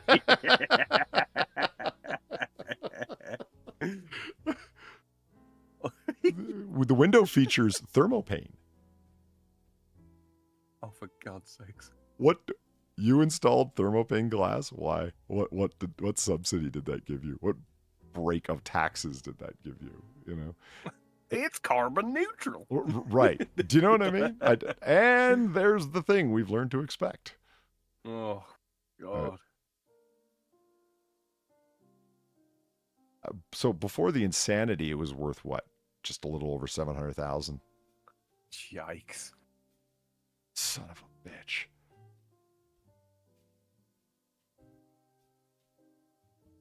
Okay, anyway, God, that's, yeah, no, it's a price history, and it's like, yeah, then you look at like, it's market value, and it's like, whoo, and I get it, this is Zillow's own estimate, but they're putting it around, the home itself, should I didn't see the exact number up there, yeah, just over 700,000, 705,000, that was a pretty good guess, actually.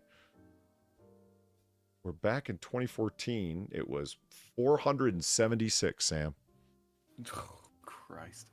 Thanks, Obama. To be honest with you, that's probably about as much as it's really worth. Yeah. Oh, yeah. I mean, if this doesn't say inflation, will never accept anything as inflation. Listed for $1.3 million in June. That's cute. You listed it for $1.3 million in June. How's that going for you? In the new year. 6 months later. No one's bought this. I did notice this as a calculated percentage. Likely to sell faster than 87% of nearby real estate. Holy shit. What the hell is wrong with the 13% surroundings? Yikes.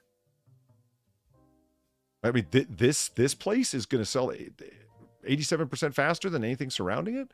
Is everything surrounding it just arid desert? Crap. Yeah. Like a tent on desert land? Fuck. Happy New Year, Peter Butchan. Oh, hey, Peter, happy birthday. Happy birthday. Happy New Year. Fuck. I nearly did that. I nearly did that. I had to mentally tell myself Happy New Year. Damn it. What was that? I was just thinking of wrapping up, looking at how long it's been. I do believe that, yeah, it was around that time. Oh, my God.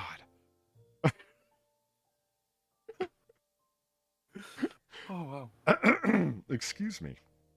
Just clear my throat there. Chat, yeah. Oh, any final questions you got for us or anything you'd like to know, in the form of a question? By all means, hit it up now because we're going to do the wrap up as we always do about this time. Yeah. Anything? Anyone? Anything? Out of here. I've thought about running the stream. Actually have with the power delay. So chat is nearly instantaneous. What do you think? Should we go that way? I mean, we certainly can. I mean, are you running it with normal at the moment or low latency? Low latency, like the minimum. That's why it's like 14 plus seconds. Yeah. As I've calculated it, counted it anyway. The ultra low latency, that messes with the messes with the encoder. I tried that, and it forces it to AV1 all the time, which makes like decent quality pictures look like crap. Really? It's a real pain. Yeah, we're gonna have to monkey around with your audio too. Yeah, because I've got you at maxed out 200% in Discord, and you through Windows Mixer are maxed out again, like Discord is, and you're still like around halfway. So sorry, chat, for blowing your ears out. Well, Sam's quiet. We'll figure it out. We'll figure it out. Into the new year, onward and upward, and so on. And I wish there was more I could do on my end. I really do.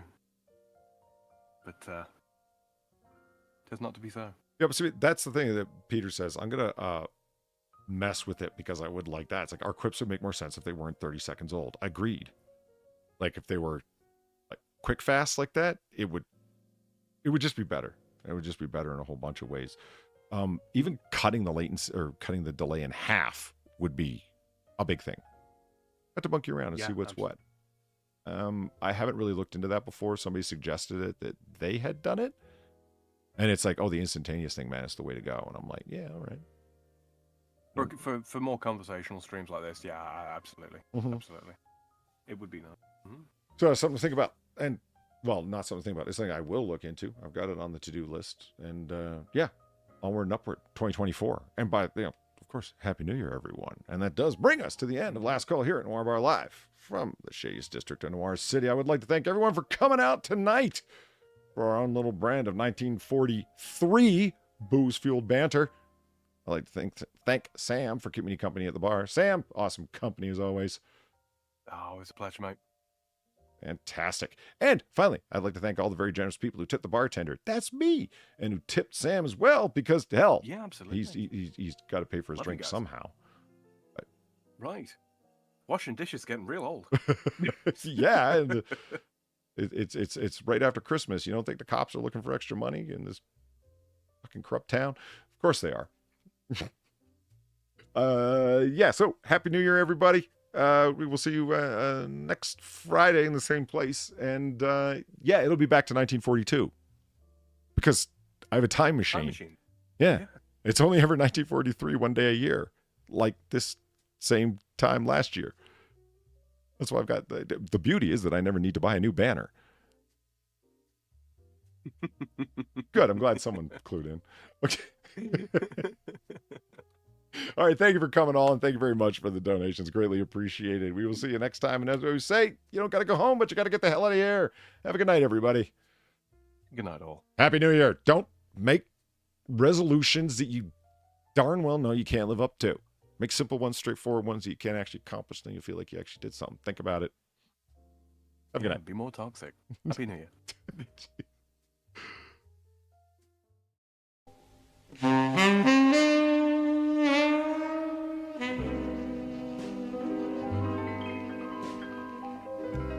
Hmm.